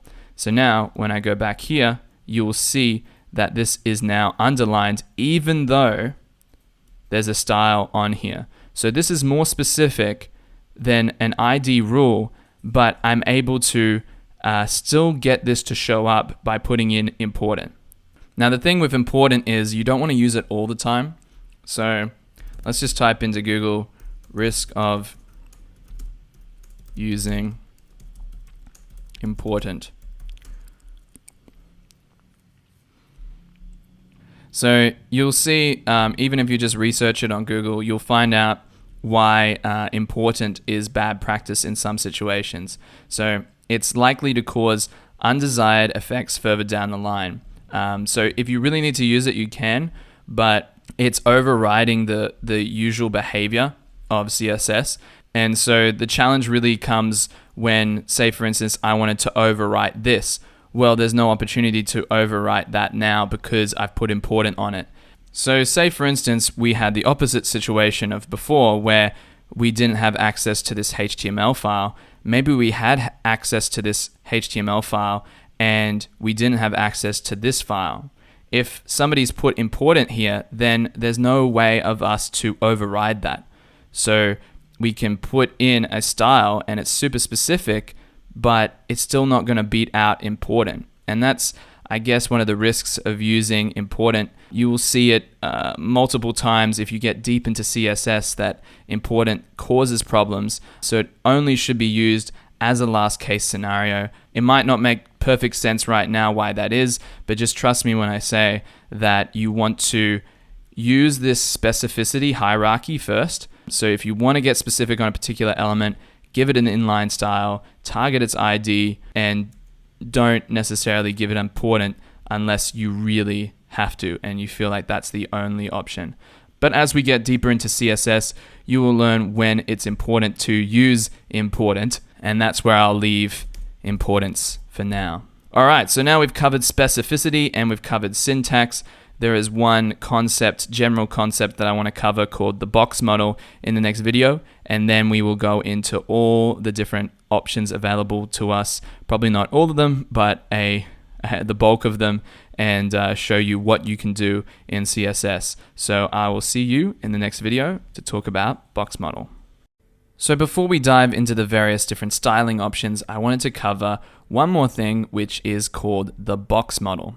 So if you want to go into W3 Schools and select CSS, the box model, we can start to learn a bit about it. I'm going to close the tab from the previous lesson, and let's look at the box model. So in the beginning, HTML elements might sound like something a little bit abstract, but one way we can think of them is as boxes. And in CSS, the term box model is used when talking about design and layout. So the CSS box model is essentially a box that wraps around every HTML element. It consists of margins, borders, padding, and the actual content. And you can see in this image below an illustration of the box model. So what we have in the different parts is content, padding, border, and margin. So again, I think the best way to show you this is in actual practice. So we've got an example here, but they don't actually show you a HTML example. Let's go into our document again. I will close some tabs here to clean it up. And here's our ugly looking page still. I'm gonna go into here, switch over to index.html, and what I want to do is just create a random box. So what I'm going to do is put in a horizontal rule again to create a division, and I am going to put in a div, and then within that div put in another div, and this div is going to be our box. And in order to style this particular div, I'm going to give it a class of box. All right, so when we go into our HTML document again, you can see that the horizontal line has showed up, but you can't really see anything under it. And right now, that's because we have a div that's pretty much just an empty piece of nothing, basically. So if I go into the inspector here and actually look at what's going on, you can see here that there's the div there defined in the HTML, but it has no height. So the parent div and div with the class box on it is basically just nothing right now. Now the way we can actually see the div and actually create it into something is to go into our style.css and create a style for box. So I'm going to target all elements with the class of box by doing .box. And I'm going to copy the styles from the example here. So I'm going to give it a width of 300, a border of 25 solid green, padding of 25, and margin of 25. All right, so I'm going to save that. And then if we go into our document, we can start to see this green box. Now what's great with Google Chrome, and I think in other browsers, is you can right click on this element and you can actually see the box model. So here I've got an actual representation of the box model here. Now you'll see the actual content part has no height. You'll see 300, which is the width we defined, but no height there. But you can actually see that it has some height, and that's because we've got a lot of padding, a lot of border, and some margin. So I'm just going to actually give it some height as well. So I'm going to give it a height of 200 pixels. Save that, go back. Now we've got a box with a height as well, and you can see in our visual representation of the box model over here that we've got 300 by 200, and we can actually see a certain part of the box being highlighted when we do that. Remember before, I'm just going to comment that out. What I've done there is turned that into a comment so that doesn't actually apply, for anyone wondering. If I go back here and I go and try and hover over the content, the middle section, nothing is highlighting over here. So you see how I've hovered over this, nothing is over there because it has no height. So we give the height back, and now you can see that it has a content area. Now there's a layer outside of that called padding. Now the padding is, I guess, just the area between the content and the border. So this, if you can see the light green, I can't hover over both at the same time, but if you can see that light green showing up now, that is the padding area. And then of course the border, we've set the border to a solid green and given it 25 pixels so you can clearly see the border, and that gives it an extra 25. And then outside the border is margin. So if I was to put two of these boxes together, let's just do that right now. So all I got to do is copy and paste. Now I have two of these boxes. Now you can see margin, because if I didn't have margin, I can actually turn it off here. The boxes would just connect to each other because there's no margin between them. So again, the margin is what's on the outside of the border. Now, another thing I can do to bring this home is to put some content inside one of these boxes. So I'm going to put box 1 and box 2. I'm going to save that, go back. So here you can see we have content in there, and it's not right up against the borders because we have 25 pixels of padding, which we can clearly see by hovering over there. We could also do more styling to text align the text in the center, but if we were not to have that padding, the content would press right up against the border. So I hope the box model is starting to make a bit of sense to you. If we go back to the content here, you'll see just a warning on how to calculate the full width and height of a box. So you got to acknowledge that it's not just the content, it's also the padding, the border, and the margin, which makes up the full area of how much this piece of content takes up, or this particular element. If we were to get rid of all of this, remember, it's basically an empty div that only is as big as the content inside it. So remember, there was no content in it before, so we didn't actually see anything. Now we actually see the contents, but there is no box model around it. So right now, if we were to just give it a 1 pixel border, just so that we can see the edges of it, it's going to extend the full width. There's no margin between them, and there's only as much height as it needs to have the text. So with all these other attributes that we apply, we can have a styled div. And you'll see in a later video, we can get these two display next to each other, and that is where we can start to see columns and much nicer, more responsive design. So that's just a little bit on the box model, just a little bit of extra theory I thought I would share with you guys before we get into more of the styling options. I hope that helps to visualize what's really going on when you create a div or an element.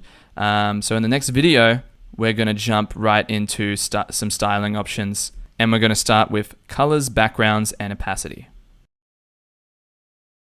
So in this video, we're going to start running through the different options you have for styling in CSS. And we're going to start with colors, backgrounds, and opacity. So if I go to CSS colors, we've already defined colors in our document already. We've got color here, we've got color there. We're using color in pretty random places. And as you can see from our document, we've got just a mismatch of colors here. And in all these examples, what we've done is just used a word to define the color.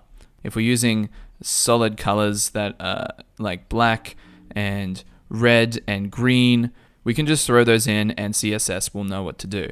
But there's actually other ways to define colors as well. If I go down here to color values, if I just type in red, I will get a very particular color. But what I can do is define any particular color based on RGB values, hex values, HSL, RGBA values, and HSLA values. Don't get too overwhelmed by that. Most of the time I use hex values. Right here is an RGB value, and right here is a hex value. So you might have seen this before actually. They've got like a hash, and then there's a few hexadecimal characters. So it can be some sort of English Roman alphabet characters here and some digits as well. And we can actually see this on any web page. Actually, we can check this out on this particular web page. We can right click and use our inspector here if you're on Google Chrome, and we can see here that we have a color code right here. And we can actually in Chrome see the hexadecimal value of that color and where it fits on the color spectrum. We can click this and change it to an RGBA value. We can change this and change it to a HSLA value, and then back to hex. And as we change this, we can start to see both it change over there, but then also the hexadecimal value down here is changing. So I'm just going to escape to reverse that. We could easily just put in, instead of a hexadecimal value, sorry, I'm just going to go back to that particular element again. Instead of having a hexadecimal value, we could have just the word green. But then we get a generic green that's basically the same thing as this hexadecimal value. So if you want a particular blend, you can get any sort of blend by using hexadecimal values or HSL or all the other ones. So I've just Control Z and I've brought it back to that particular color that is represented with that hexadecimal value. Cool. So another thing you can do with RGBA and HSLA is give some transparency as well as a particular color. So again, if I went back to changing the color of this button and I wanted to make it a little bit more transparent, I can click on this, convert this to RGBA, and you will see that on the final property we have 1, which is basically 100% opacity. If I went here and I changed it to 50%, you can see that it's a little bit faded into its background, which is a gray color. So I can change that to 0.1 to show you 10% opacity, or 0.9 to show 90% opacity. But yeah, you can change the opacity and the color so you can have it fade into its background. So that's pretty cool. We've talked about RGB, we've talked about hex values, we've talked about HSL. One thing I didn't mention is if you want it to be completely transparent, you can put in a 0 value. So essentially you can put whatever you want in these first 3 values because it's going to be completely transparent anyway. But then of course you can work your way up to 20% opacity, 40%, just like I showed in the example. All right, so scrolling up to the top of the page, there's a few places we can put a color in, and it's not particularly obvious when we look at a HTML element and we see the word color, what color is actually affecting. And color actually, if we just use the word color without saying background color, for instance, it's going to affect the text. So you can think of color as text color. And you can see here, hash FFFFFFF, that's basically white. So we could easily just put in white here and we'd get the same result. So when you define color, remember that that's text color. But then also on that particular link, we can define a background color. And so that is the background of that particular link will be this shade of green. Going back to the page, we can see it now. We can set the background color for any HTML element by using this particular property, and that's background-color. And like I said, text color is just color. We don't have to say font color, text color, just the word color itself is the property for text color. The third color that I haven't shown yet is the border color. And there's a few ways you can do this. You can use the property of border, in which you can define a width of the border, whether it's solid or dotted or dashed, and then the color of that border. The second way you could do that is by using an attribute called border-color. So for instance, if I wanted to ironically make the title border color, give it actually a border with a color, I could go here on the element style and do border color blue. But of course there's no border yet, so I have to define one, and I'll just do one px solid. So you can separate the color off into a different attribute by using border-color, but I could also, if I just disabled this and I wanted to put it on the same line, I could do blue right after the word solid, and there we go.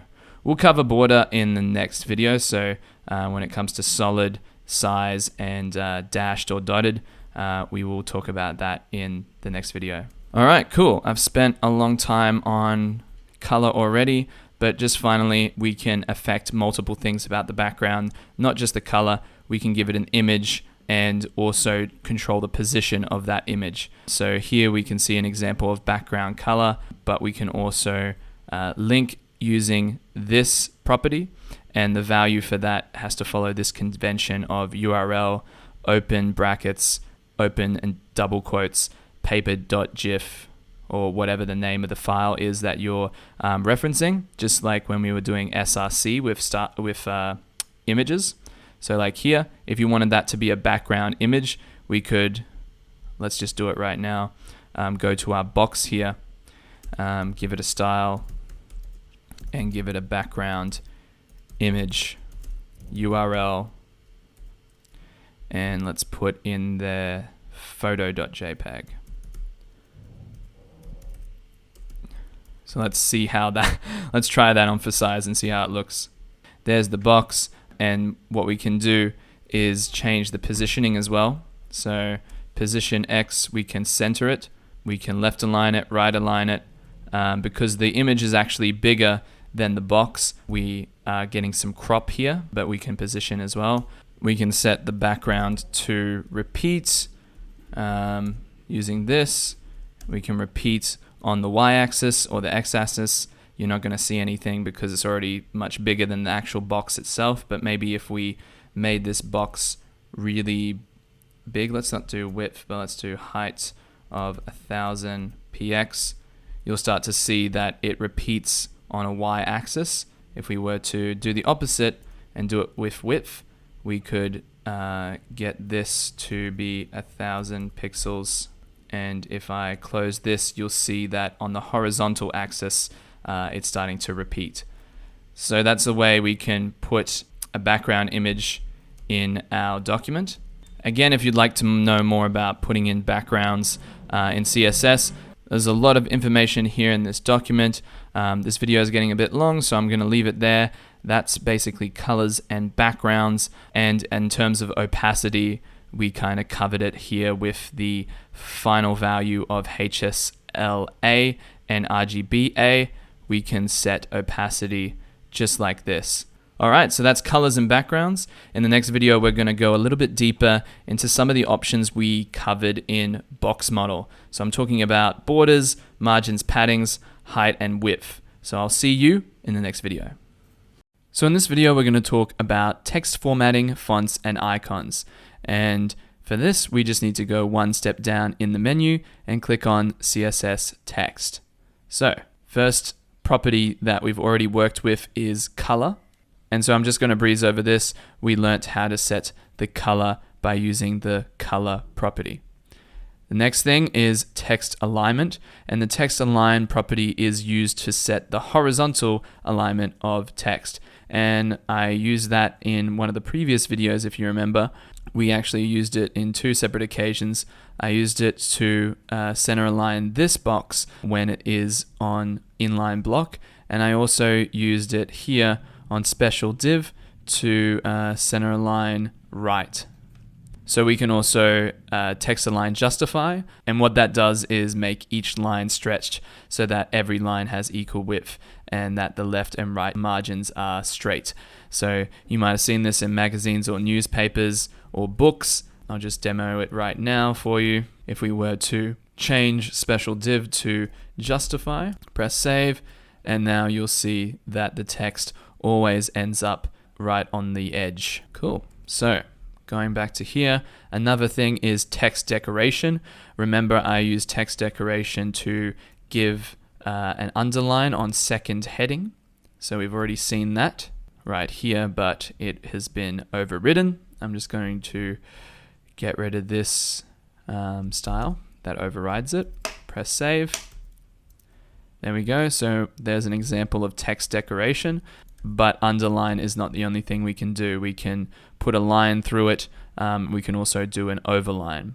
We can also transform the text. So with the text-transform property, we can specify uppercase and lowercase letters in text. So it turns everything into either uppercase or lowercase, or it'll capitalize the first letter of each word. Down here, we see text indent. So we can indent the first line of text in a paragraph. Let's demo that really quickly. So in my rules for the p tag, I'm going to give it a text indent of 10 pixels. Press save on that, and you'll see that these aren't actually paragraphs down here, but you'll see that there's an indent here. And if we were to put some proper paragraphs into these paragraphs instead of just random text, you will see that. So first of all, the first one is center aligned, so I'm just gonna get rid of that. But you'll see here the first line is indented by about 10 pixels. So that's that one. We can also change the letter spacing. So let's have a look at that. I'll go into H1 here. Rather than change up the rules, I will just put in an inline style and set, what was it? Letter spacing. Spacing to 10 pixels and see what that does. There you go. You've got some really wide letter spacing there. What are some other options? Line height. Line height is used to specify the space between lines. Text direction, we can change the direction of text to reversed. Never done that one, to be honest. And it seems to be a lot of options here that you can go down the list, and depending on what you want with your text formatting, these are all the different things you can do to change it. Pretty much you can do almost anything in CSS. You can also change the spacing in between words, but yeah, if you want to see everything you can do, definitely come to this page and check out some of the attributes. So moving on, let's look at fonts. And one of the most common things you'll see is the font family property. So in this particular property, we can set the font family. So Times New Roman, Arial, Courier New, that kind of thing. And what we can do is add a comma and then put other kind of fallback fonts here. So what you should do is start with the font that you really want, but if the browser that the user is using doesn't have that font, it'll fall back to this, and then it'll fall back to that. So oftentimes you'll have a very specific font at the front, and then at the back you will just define whether it's serif or sans serif. And you can read about the difference between sans serif and serif up here. Here are some examples of serif and sans serif and monospace fonts. Font style allows you to italicize your text and also make it oblique, which is kind of like italics. Never really used oblique before, so I don't think that it's worth spending a lot of time on. Font size is a common one, and again, you can use pixels as your unit, but you can also use something called EM, and 1 EM is equal to the current font size. So if you want to use EM, here's the rough calculations down here. It's based on a font size, standard font size of 16 pixels. If, say, for instance, you wanted text to be 50% bigger than the text that surrounds it, you could change the font size by using a relative unit here, i.e. a percentage sign. Let's just go back to here and say, for instance, I wanted the dummy text to be 50% bigger than the rest of the text surrounding it. Well, I've already done it here. So you can see here a relative font size, and I can go in and do the opposite and make it smaller than the other text surrounding it, and you can see there that it is 3/4 of the size of the surrounding text. I'm going to put it back to 150. You can also change the font weight. So font weight is basically how bold the font is. Another thing you can do is set the unit to VW. I actually haven't done this before, but you can see here that the font size is, where is it gone? The font size actually changes based on the size of the screen. So that's pretty cool. The VW unit represents 1% of your viewport width. So if the viewport is 50 centimeters wide, which is the viewport is basically the screen you're viewing it on, 1 VW will be about 0.5 centimeters. Next one, font variant, specifies whether or not text should be displayed in small caps font. Again, I don't really use this one often, but again, it's another option available in fonts. So I'm going to bring this back to full width. Here's all the CSS font properties you can use. Definitely come back to this for reference, but for now, we're going to move quickly onto icons. So if I bring up the page for icons, what we can do is use an icon font to be able to put in some icons and treat those icons as if they were a font or text in themselves. Now, perhaps you need to see that in action. So a common icon font library is Font Awesome. So you can look up Font Awesome here. It is one of the most famous ones you can use. It has a bunch of fonts that they're constantly expanding on, and right here you can see a whole bunch of different logos and symbols, and they've even got ones that represent different apps and services. If we go back to here, we can see that we can include Font Awesome in our project by linking to it using rel style sheet. So what I'm going to do is copy that, put it into our project so we can see how we can use icon fonts. So we've got the link, and that means we can start using it. And what you can do here is create an I tag. I'm going to swap over here. So maybe before we put in we started our company, we will put in an I tag, and the class on the I tag will tell our document which icon to actually use. So I'm just going to save that, put that in, and you'll see we have a cloud in front of each of these lines. And the reason why we have a cloud is because we're using the code FA cloud. To use any number of these icons, we have the class name here. So let's just scroll down, and let's say we wanted to use an Apple symbol. So we could go into our code, and instead of FA cloud, we can put FA Apple. Make sure to put the FA class first, and then the specific FA class for the actual icon you want to use. So going back to here, we now see that the icon is Apple. In this instance, the icon for Apple doesn't make any sense, so I'm going to load one more example. Let's say we want arrow circle right. So once again, going to open up my code editor and change Apple to arrow circle right. Remember, with that FA dash there. There we go. So now we've included an icon font, and we're referencing that icon font using an I element, and we're able to tell our document which icon we want to use by using classes. Very cool. And if we go back to our page here by W3 Schools, we can see that we can also use Bootstrap icons. Bootstrap is a front-end framework which we'll be learning towards the end of this Skillshare class, and they have their own icon font as well. So you can get some of these icons as well. Google has their own icon font. You can find a range of icon fonts online. But essentially, how icons work is you need to load them in almost like a font. Whether you're using a font that gives you English characters or a font that gives you icons, it's essentially treated a lot the same in HTML.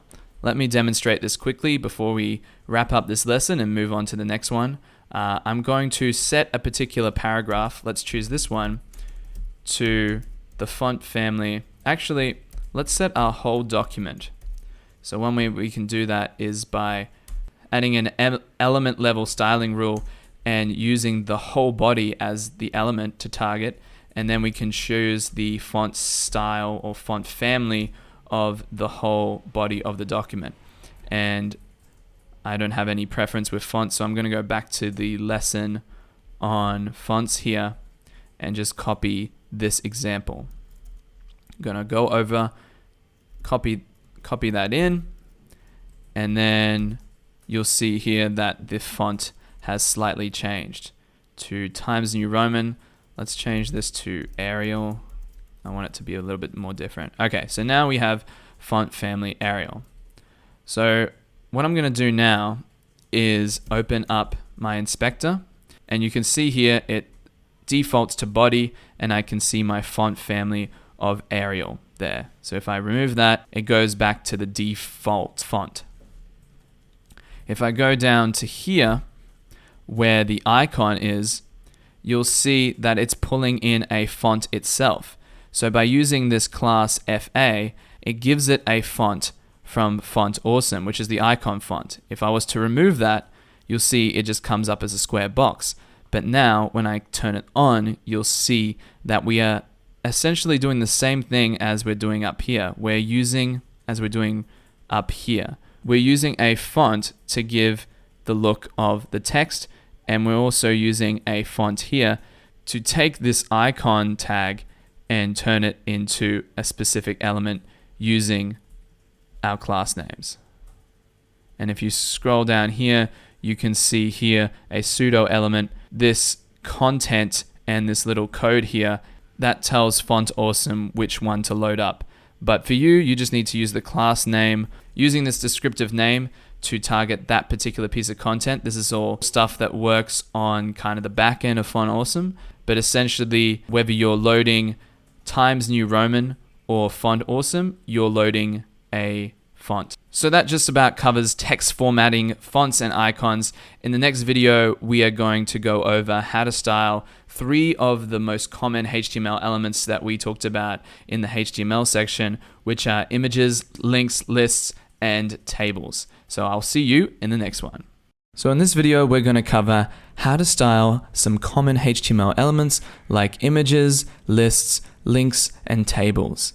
Now we've already done a little bit of images, but if we scroll down here to this particular link in w3schools.com, we can start to see that we have some styling options available to us in CSS to style images, and we can also make the image responsive and scale up and down with CSS. So let's try that right now with the image we already have in our document.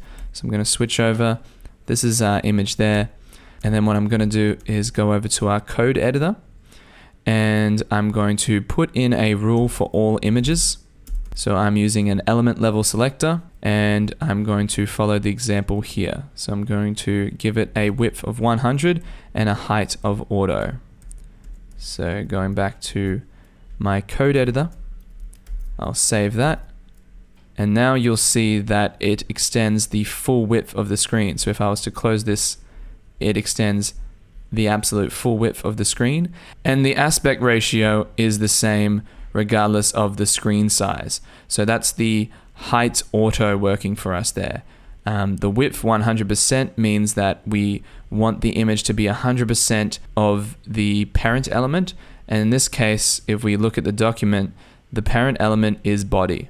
So it's just going to be 100% of the body of the document, so the window in this case. So there's a little bit of code which we can easily get our proportions in order and have it responsive. Going back to the web page now, we can also set a max width like I demonstrated before, but on a different element.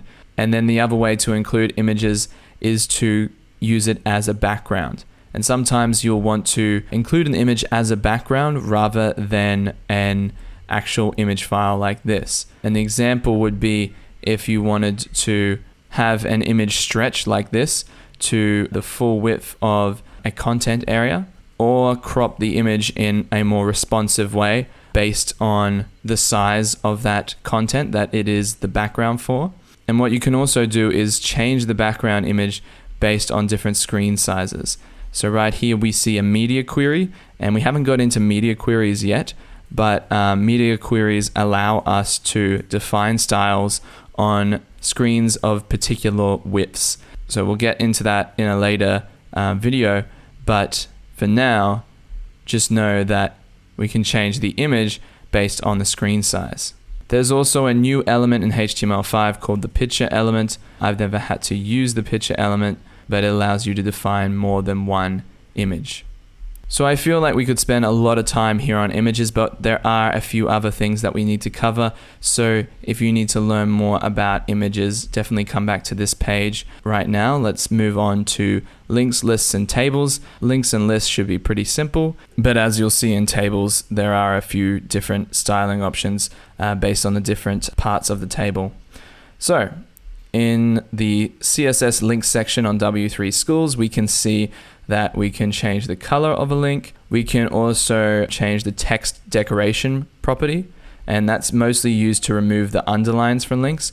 So the standard behavior with a link is to have this underline and these different colors, and that's been the way since the very beginning of HTML. It's not the most beautiful, and it's kind of out of date now. So you'll see this often where the underline is removed using text decoration none. You can of course also set the background color. What you should notice looking through this document is you can start to see something a little different, and that's these colon with another word. So these are pseudo classes, and it allows us to style the link based on the state that it is in. So for instance, we have the selector a : link, which will allow us to target a normal unvisited link. But if the link has been visited, we can change the style of that. A common one that we'll use really often is hover. So if your mouse moves over a link, then we can change the style. And active is the moment that a link is clicked. So if we click on here for try it yourself, we can see here that a link will be red, but once it's visited, it'll be green. And if I hover over it, it'll be hot pink. And when it's active, it'll be blue. So let's test it out. So you can see now, as my cursor goes over the link, it turns to hot pink. And that's based off this pseudo class here, which says that if the state is hover on this link, then color it hot pink. Now let's see what happens when I click it. You can see briefly that it turned blue, and that's because it was active, but then of course we loaded the new page, so that disappeared. Now that it's been visited, it's green. So you can start to see here the full extent of different states and this link going through different styles. Again, I don't really use active, visited, and link very often, but a very common one is hover, because oftentimes you want the link to stand out, and by having it change color or change style whenever you hover over a link, that is something that is quite common. Going back to our W3 Schools reference here, I'm going to move on to lists. And if you remember from our section on HTML5 lists, we've got two types, unordered and ordered. And ordered just means a numbered list. So if we scroll down, we can see the first property, list style type, and that specifies the type of a list item marker. So we can change it from up here, from whatever this is, to a circle, a square, and other different list types. So if we click try it yourself here, we can start to see that. So here we can see this first unordered list. We've given it a class of A, and here the unordered list with a class of A is going to have the list style type of circle. Here in this list, we've given it B, and for that we've got square. These are upper Roman and lower alpha. So you can change the thing that comes in front of the different list items. Coming back to the reference, you can also set the list item marker to an image that you choose yourself. So in this case, we have this square purple GIF image, and we can set that to be the list marker. So you can set anything you want to be that list marker if you have it as an image. Scrolling down, you can also change the list style position. So you can make the bullet point outside the content or inside. Again, I'm just breezing through this because there's a lot of different options. A lot of these ones I don't necessarily use on a regular basis. So if this is something you want to do, definitely come back and review this. For time's sake, I'm going to breeze through the rest of this. So scrolling down, you've got the summary of the different properties you can access with list. So let's move on to tables. Okay, so tables is something that can be greatly improved with CSS, quite obviously. I mean, let's just scroll down and look at our table here. It's very old school. Tables can definitely do with a better look with CSS. And as you can see here, this is a bit of a old school example that's similar to ours. We set the border using HTML. So if you go back to our document and find our table here, we were able to put an attribute on this element by the name of border and give it a value of 1. If we were to change that value to 2, go back, then it becomes slightly bigger. But we don't have to give the border on the actual element using that attribute. We can do it in CSS. So what I'm going to do is press save on that. Now there's no borders, but I'm going to add them in using CSS. So what you need to do is go back here, and we need to specify borders on the table headers, and the table cells. So I'm just going to grab this whole bit of code, and I'm going to actually, for the sake of consistency, I'm going to put all my element selectors up the top. So I'm going to press save on that, come back to here, and we've got the same thing. The difference, of course, being that we have a lot more flexibility within CSS, and we can copy that style across multiple tables. So going back to the reference here, one thing that's kind of old school in this design is that it has 2 lines for the border. Often we just want a single border, so we can set this to border collapse by putting that style on the whole table itself. So I'm just going to put that above what we've got there, and now we have perhaps a more expected behavior from our table. You can also set the border around the table by itself. So this is the difference between setting the border on the table versus the cells. Setting it on the table is going to put it around the whole table, and then setting a border on the cells is around the cells. Moving down, we can set the table to have a full width, and we can set the headings to have a fixed height of 50 pixels. So what I'm going to do is go through this document, and then we can actually apply some of these to our table, because it is in need of a better styling for sure. So going down to horizontal alignment, we can text align the contents within the cells to left, right, or middle. We can also change the vertical alignment. So in this case, we've set the content of the cells to be down the bottom. We can also set it up the top. We can create padding between the content and the edges of the cell. And we can also create borders based on bottom, top, left, and right. So this is a pretty nice design. We're just having borders on the bottom for this nice little list. We can also change the styling of a row using that pseudo class we saw before when we were working with links, :hover. So when the mouse goes hovering over these different rows, we will change the background color to this particular color. Can do striped tables using another pseudo class called envchild. This is a bit more advanced, but basically what it's doing is every even numbered row, we're giving it a background color of this. And of course, a common one will be to change the color of particular rows and particular cells. And then you can get a nice design like this. The trickiest part with tables, I guess, is getting it responsive. So if we take a look at this example and we change our window size we can see that the table is responding, but even still, it gets to a certain point where you still have to scroll left and right to see all the contents. That's the problem a lot of the time with tables, and why you shouldn't use them to structure your web page. Like we mentioned earlier, it's because these tables are kind of a fixed layout element. But of course, there's ways to get them responsive, and we will talk more about that perhaps in the videos on responsive design. So here's some of our options here for CSS table. What I'm going to do now to bring this all home is to style our table here. So using some of the things that we've learnt in this particular document, what I'm going to do is I think I want to horizontal align and vertical align the contents of my table.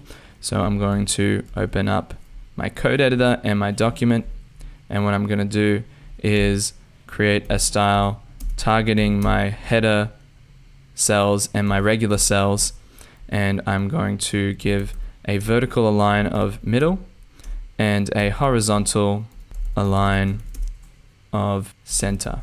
Now currently it's sitting right against the border, so we might not see this. What I'm going to do as well is give it some padding. I'm going to do 20 pixels of padding, and let's just see what that looks like now. So there you can see with some padding and some alignment, you can see that we have a bit nicer of a table. I'd like to make the header row a different style, so I'm going to target the header styles separately, and I'm going to give it a background color of, let me see, light green. Press save on that, and now you can see that the top row is a light green. What else can we do here? We've done padding, we've done striped. Maybe we want to use this one here, and we can make, I guess we don't have as many rows here, but if we were to start a new row, we could put this style in, and every even child would have a background color of that particular color. So if we are to duplicate this row, just as an example, copy and paste that, you'll see that the first one is gray, using that background color that we specified for even children, and this one is not, because it's not an even child. So if we put in a third one, you'll see it alternates between the two. So let's just duplicate that again, and then you see there. So there's a lot of styling options available in tables.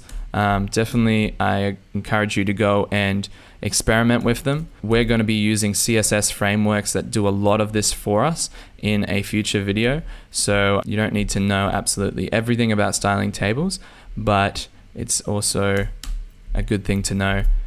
And that basically covers styling links, tables, lists, and images. I admit we rushed through it a little bit because there's just that much content to cover, but of course you can always go back to these pages to reference, and of course the best way you're going to learn is by doing. So definitely put a table in your document and then start Googling if you don't know how to do something. Like, this reference is pretty good and this covers a lot of the options that you'd want to do, but maybe you'd want to do something extra with your table.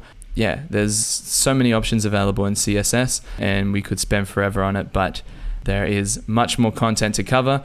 So in the next video, we're going to cover display properties. I showed you a little bit of display in an earlier video, but we're going to go deeper into these layout properties. Very fundamental in CSS, but a little bit tricky. So I'm looking forward to seeing you on the next video.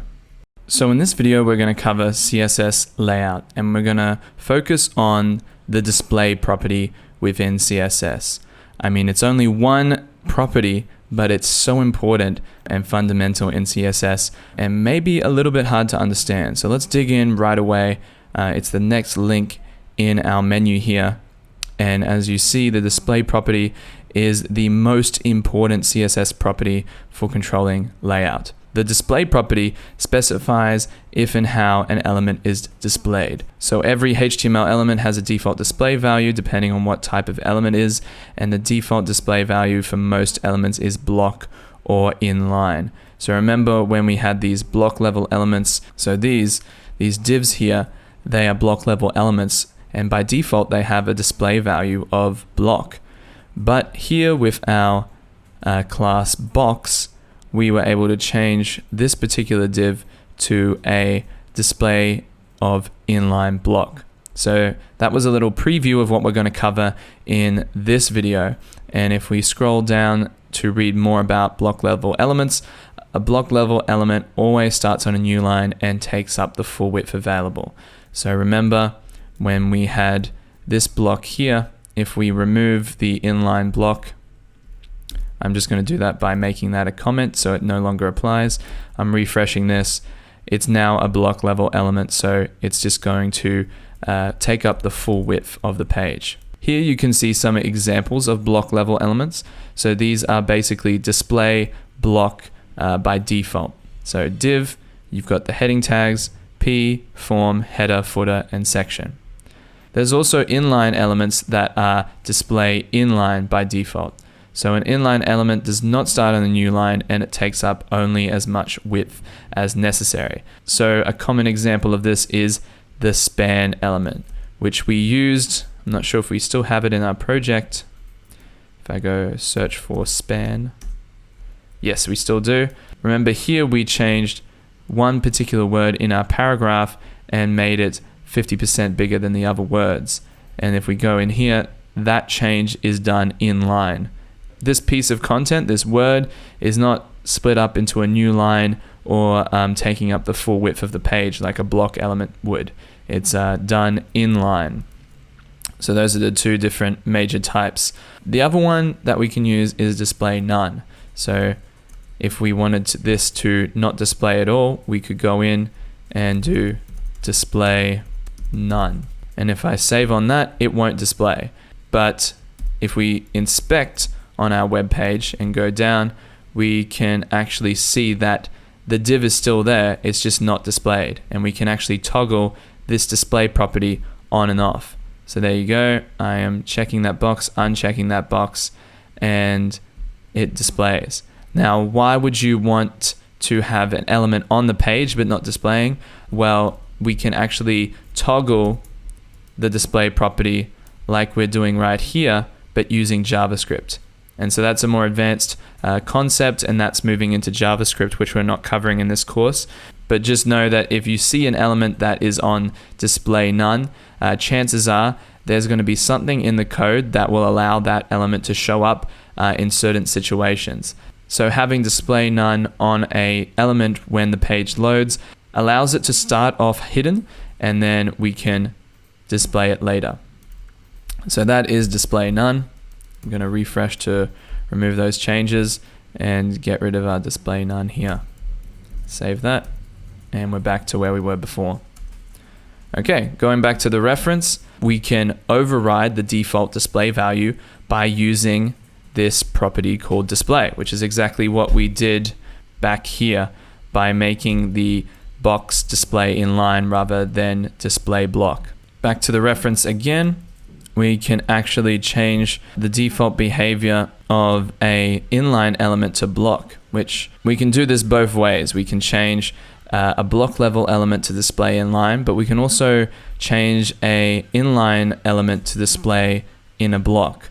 So here we can make this span become a block level element, and what that does is create a line break. So if I was to remove this style and then run it, it becomes a inline element, and then if I am to put that back in, it's going to split them up, because remember, a block level element takes up the full width of the page. If we scroll down, we will see a little point of confusion with display none. There is another property called visibility, and so what is the difference between display none and visibility hidden? Well, the big difference is that the element will still take up the same space as before. So it will be hidden, but it'll still affect the layout. So say for instance, let's trial that right now. Let's make this image invisible. So not display none, but invisible. So visibility we can set to invisible, I think is the term. Sorry, hidden is the term, not invisible.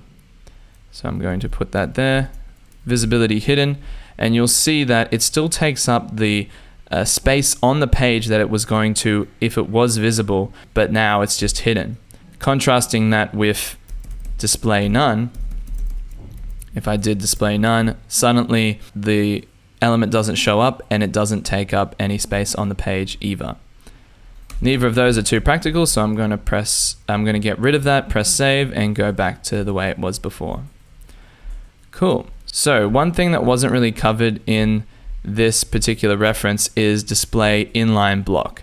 So as you see, we've got it down here, but on W3 Schools, it's actually a separate lesson. So I'm going to click on display inline block here, and let's learn a little bit more about it. So here we can read more about display inline block. There's a few differences that you can read about here, but the main difference is if we wanted to display a list of items horizontally instead of vertically, we would need to use inline block.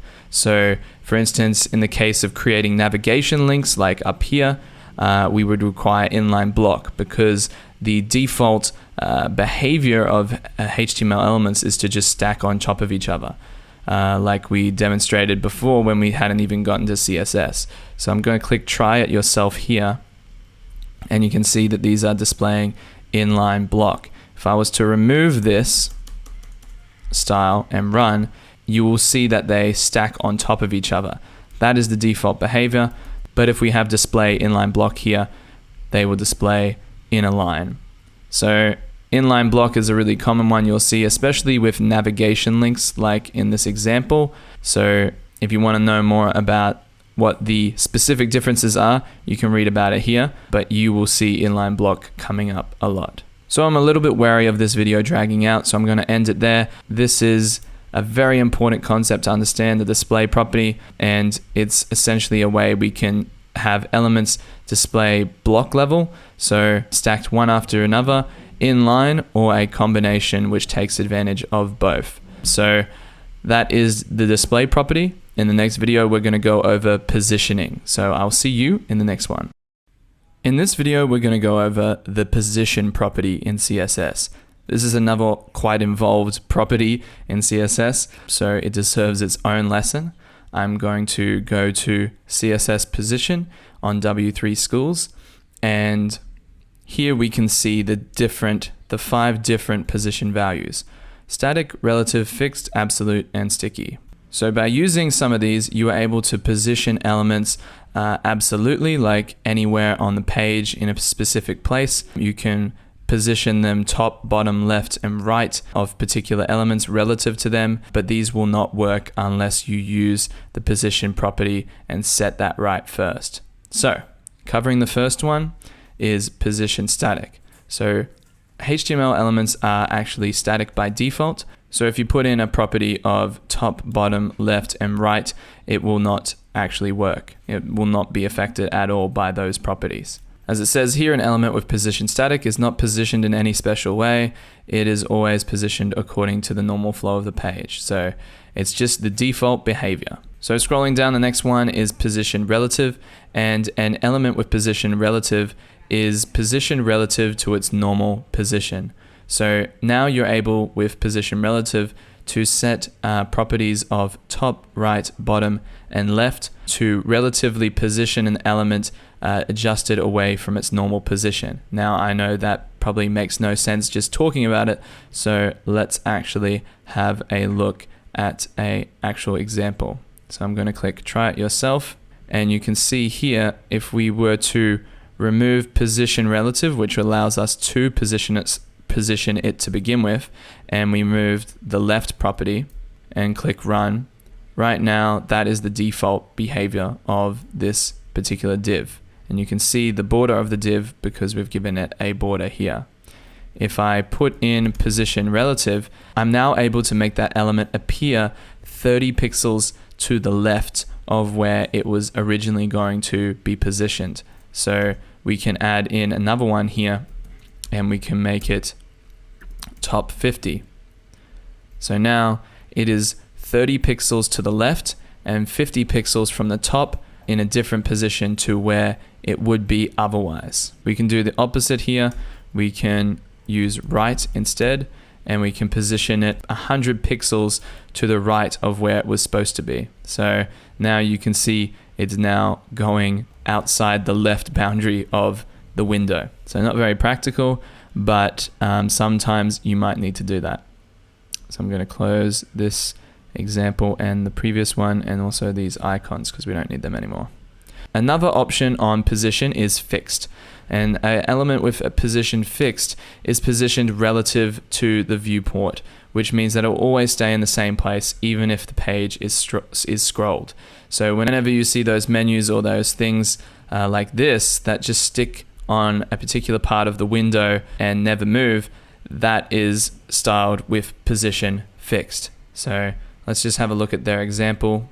We can't actually scroll here because there's not enough content, but right here you can see an element that is fixed to the bottom right. It's probably better to look on this page because we can actually see as we scroll that kind of appears to sit on top of the content because it is fixed no matter where you move around in the document.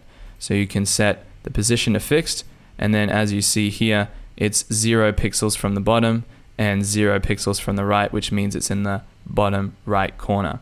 We've set a width on it and a border to give it that style, and it's just going to stay there unless we were to change this positioned property.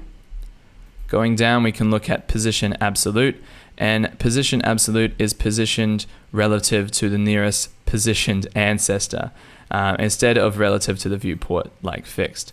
So that probably made no sense, but let's have a look at an example here. I'm going to click try it yourself, and you can see here that we have a combination here. One is a div that is relative and one is a div that is positioned absolutely. So looking at the absolute div here, if we were to remove this attribute or this property and run it, it goes back to the default behavior of HTML, which is elements stacking on top of each other.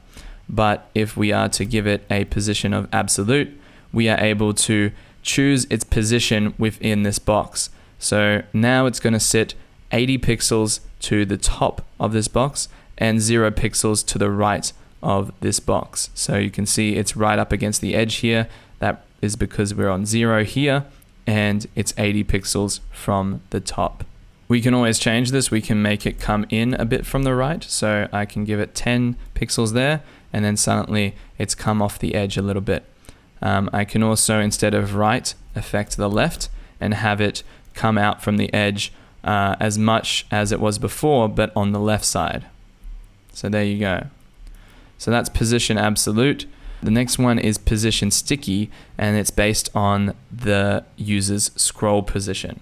So it actually toggles between relative and fixed based on the scroll position, and is position relative until a given offset position is met in the viewport. Again, probably sounds like technical gibberish, but to give you an example, this particular div is actually moving when I scroll, but once I hit it, it suddenly goes sticky. So again, I'm just going to go to try it yourself here, and you can see as we scroll, it stays up there. Whereas the default behavior, if we were to remove position sticky, would be to just stay with the page. But if I put sticky in there, once it hits that position, it'll go position top 0. So it'll stick to the very top. I can of course change that for when it does go fixed and maybe position it 10 pixels from the top. Let's have a look at that. Now you can see that there is a 10 pixel gap between the top of the window or the frame here and the actual div. So going back, we can also have overlapping elements using absolute. So let's just have a look at that. So we have an image and a heading kind of overlapping each other, and we're able to achieve that by having the image absolute. If we remove the position absolute, this is what it would look like. The image would just sit under the heading, like the default behavior in HTML. Moving on, we can see how we can position text over an image, and there are plenty more examples here. You can test yourself with exercises. That's probably another good thing to mention, but then you can see the summary of positioning properties here. So I know that's a lot to cover, and It may not make perfect sense right now, but again, as you start to develop using the position property, you will start to understand the differences better. But I guess the really common examples that you'll see with using the position property is, number one, this position fixed. So how this element just stays with you regardless of where you scroll. That's actually something we can see right here with this menu, right? So the menu gets to a certain scroll level and then it sticks up there. And let's just go in and verify that right now. Let's inspect. Try and find the element. And actually it is switching itself from relative to fixed, so it's not actually using sticky. But you can see here the position while we're scrolling is fixed, and up here is just relative. So sticky and position fixed are good for creating fixed menus that follow you while you scroll. This could also be fixed as well, or just in a different frame. Absolute, we are able to position things anywhere on the page, and relative, we are able to nudge different elements around based on the position that they were supposed to be originally. So I hope that's given you a good overview of the position property. Again, as we develop more, you'll start to see the position property in action and start to internalize it more. In the next video, we're going to cover overflow and float. Alright, in this video, we're going to cover overflow and float. And this is going to wrap up talking about the different properties in CSS, and then we're going to cover some more advanced stuff. So let's just dive right in and check out overflow. So the CSS overflow property controls what happens to the content that's too big to fit into an area. As you can see here, this content block probably only has a fixed height, but it's got more text than could actually fit into that block. So we can control how the content inside will behave by using CSS overflow property. So the overflow property basically specifies whether to clip content or add scroll bars when the content of an element is too big to fit into a specified area. So the first one that you'll see is overflow visible. So it means that the overflow content is not clipped and it renders outside the elements box. So as you can see here, we've got a div of a fixed width and height, but we simply have too much text to actually fit in that box. One way we could fix this is by having the font size smaller, but maybe we needed that particular font size or we don't have control of it. So one thing we can do is allow the overflow to be visible. This is actually the default behavior, and if we click on try it out, we can actually remove overflow visible, click run, and we'll see the exact same thing. So you're probably not going to be using overflow visible given that it is the default behavior. One thing you might use is overflow hidden. And with overflow hidden, it's kind of obvious what it does. It'll just hide all the overflow. So it'll actually clip the rest of the content and make sure that the content sticks to the dimensions that we specified. So if we click try it yourself, we'll see that we have specified that we want the div here to be 200 pixels wide and 50 pixels tall. And if there's any text that will take it past that, we're just going to clip it. So if we were to remove this and run it, it would go back to overflow visible. Then there's also overflow scroll, which is what we saw above here. It allows us to keep the size of the box, but just have a scroll bar appear so that we can scroll through the contents of that particular div. Next one is overflow auto, and it's similar to a scroll, but it adds scroll bars only when necessary. So in this case, it is necessary, but if we go into try it yourself and we made this a little bit bigger, then we don't actually need the scroll bars. Back to the document, we can affect the overflow on particular axes as well, so whether we want it on horizontal or vertically. So overflow X will specify what to do with the left and right edges of the content, and overflow Y will specify what to do with the top, bottom edges of the content. So that's overflow basically. Not too complicated. It's basically if you have content that's overflowing outside a particular div, you'll just have to decide what you want to do with it. this is probably not ideal. Maybe you'll want to hide it, or maybe you'll want to have it scroll. Otherwise, you might have a situation in which you change the font size so that it actually fits at different screen sizes, but these are the different options available in Overflow. The next one that I wanted to cover in this video is float, and float is very common. You'll see in CSS, there's two properties here. One is float and one is clear. And the float property is used for positioning and layout on a web page. And the float property can have one of the following values. So left, it floats to the left. Right, it floats to the right. None, it just does not float. And inherit means that it'll inherit the float value of its parent. So in its simplest use, the float property can be used to wrap text around images. So if we look at this, and we make the image float right, it will float to the right of the text. So this is the benefit of float. It will wrap around your existing content. So let's try it ourselves. You can see here that we've got the image float right. If I were to delete that, if we run that, we'll see that the image shows up right where it is positioned inside the HTML. So you can see this paragraph, that will end, this image will start, and it will form the start of this paragraph. If we go back in and make it float to the right, it'll go and wrap around the text. We can also float it to the left like such, and it'll float to the left. We can also add margin to make it a bit nicer so it's not going right up against the text. So it allows us to create a more flowing layout, which is really important. So we've seen float left.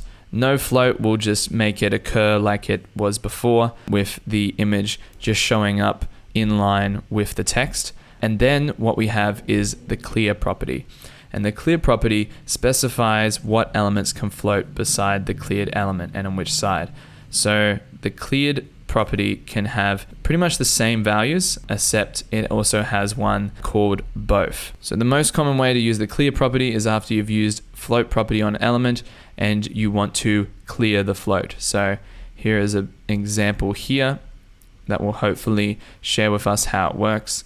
As you can see, having a float can cause some issues. You can see here that the two divs are competing for space, whereas here they are cleared, and that is due to the clear property. I think the best way for you to understand clear is if we dive back into our project and actually demonstrate this. So let's just take our image here and let's make it 25% so it doesn't take up so much space. And then I'm going to put the image right in the paragraph. So I'm going to grab this and put it in this first paragraph here.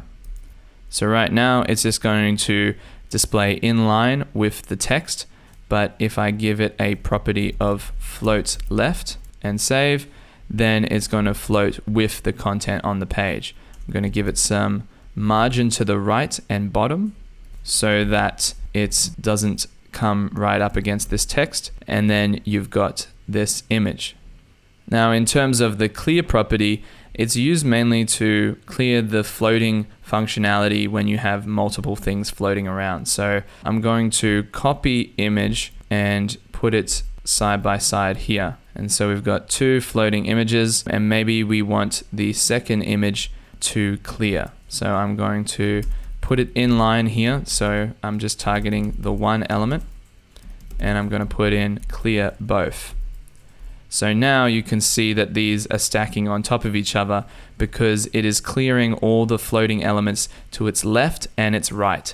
If we wanted to clear left, it would probably have the same behavior. If we cleared right, you'll see it's back to where we were before because there are no floating elements to its right. So just to clear that up again, no pun intended, I'm going to get rid of this style and let's have a look at the default behavior. So what we've got is two images that are floating left, but perhaps we want this to come up on a new line. We need to clear it to the left of its floating element. So we would put in clear left, or clear both would work in this instance as well. So there you have it. If we were to give this a float of right, we can both clear to the left and float to the right. And then you've got some variation with the floating of the images. So that's how you can get floating elements to appear on top of each other or on new lines rather than have them next to each other, even if they have the same floating property of left or right. So going back to the document, there's one other thing to cover here, and that is the clear fix hack. So what happens if an element is taller than the element containing it and it is floated? Well, what will happen is it'll overflow outside the container, kind of like this. So one thing we can do is use overflow auto to fix that problem, and that ties nicely into what we covered just before with overflow.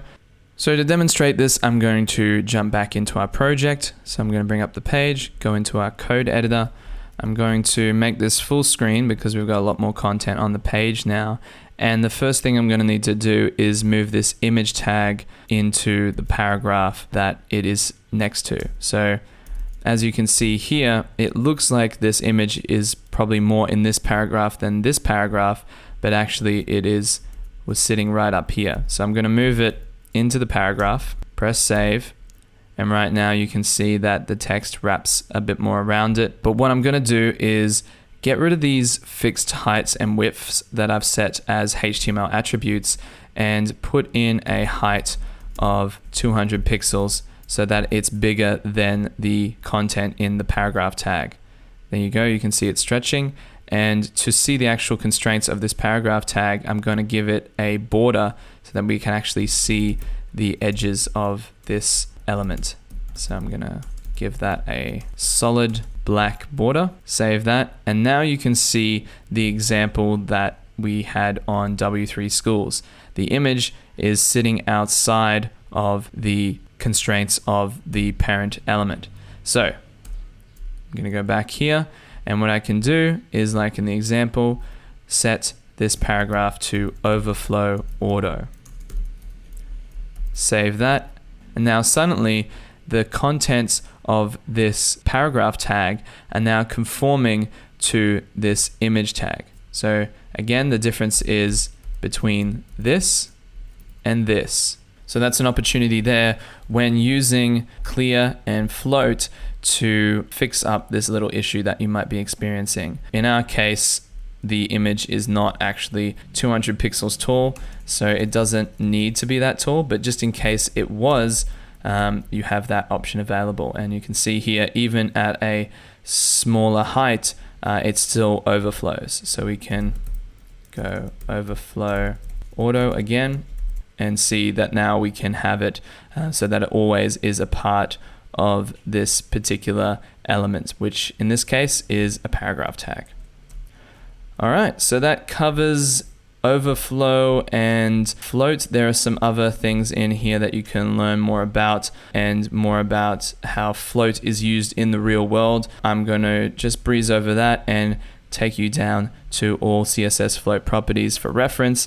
And then the next video, we are going to cover more CSS selectors before we wrap up the CSS section and get you started with implementing Bootstrap and getting you started on your class project. So we're getting towards the end now. Very exciting times. I hope to see you on the next video. In this video, we're going to cover advanced selectors. If you remember back in the episode on syntax and selectors, we covered some basic ones, including the element, ID, and class selector. Now I've got a few tabs open from W3 Schools so that we can go into some of the more advanced selection options. So the first one is CSS combinators, and you can find that in the menu here. A CSS combinator is something that explains the relationship between the selectors. So there are 4 different ones we can use. One is a descendant selector, a child selector, an adjacent sibling selector, and a general sibling selector. Now that probably doesn't make sense until we go in and see these in action. So the most common one is a descendant selector. So the descendant selector matches all elements that are descendants of a specific element. And the following example that we see here will select all P elements inside div elements. Now that's quite broad, but let's try and put in an example in our current project. So I've got the project over here in our browser, and I've got the code to my right here. So let's just say, for instance, we've got these paragraphs, right? And inside the paragraph, we've got images. So what we can do is select all images within paragraphs by putting in a rule like this. So start with P, then we put a space, and we put image.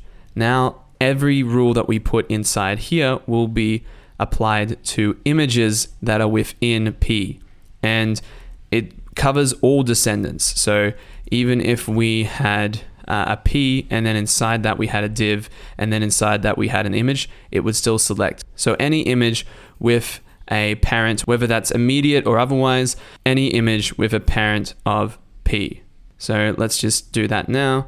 Let's do float right. I'm going to save that. I'm going to move the code over to the right, open this up, and you'll see that our images are floating to the right.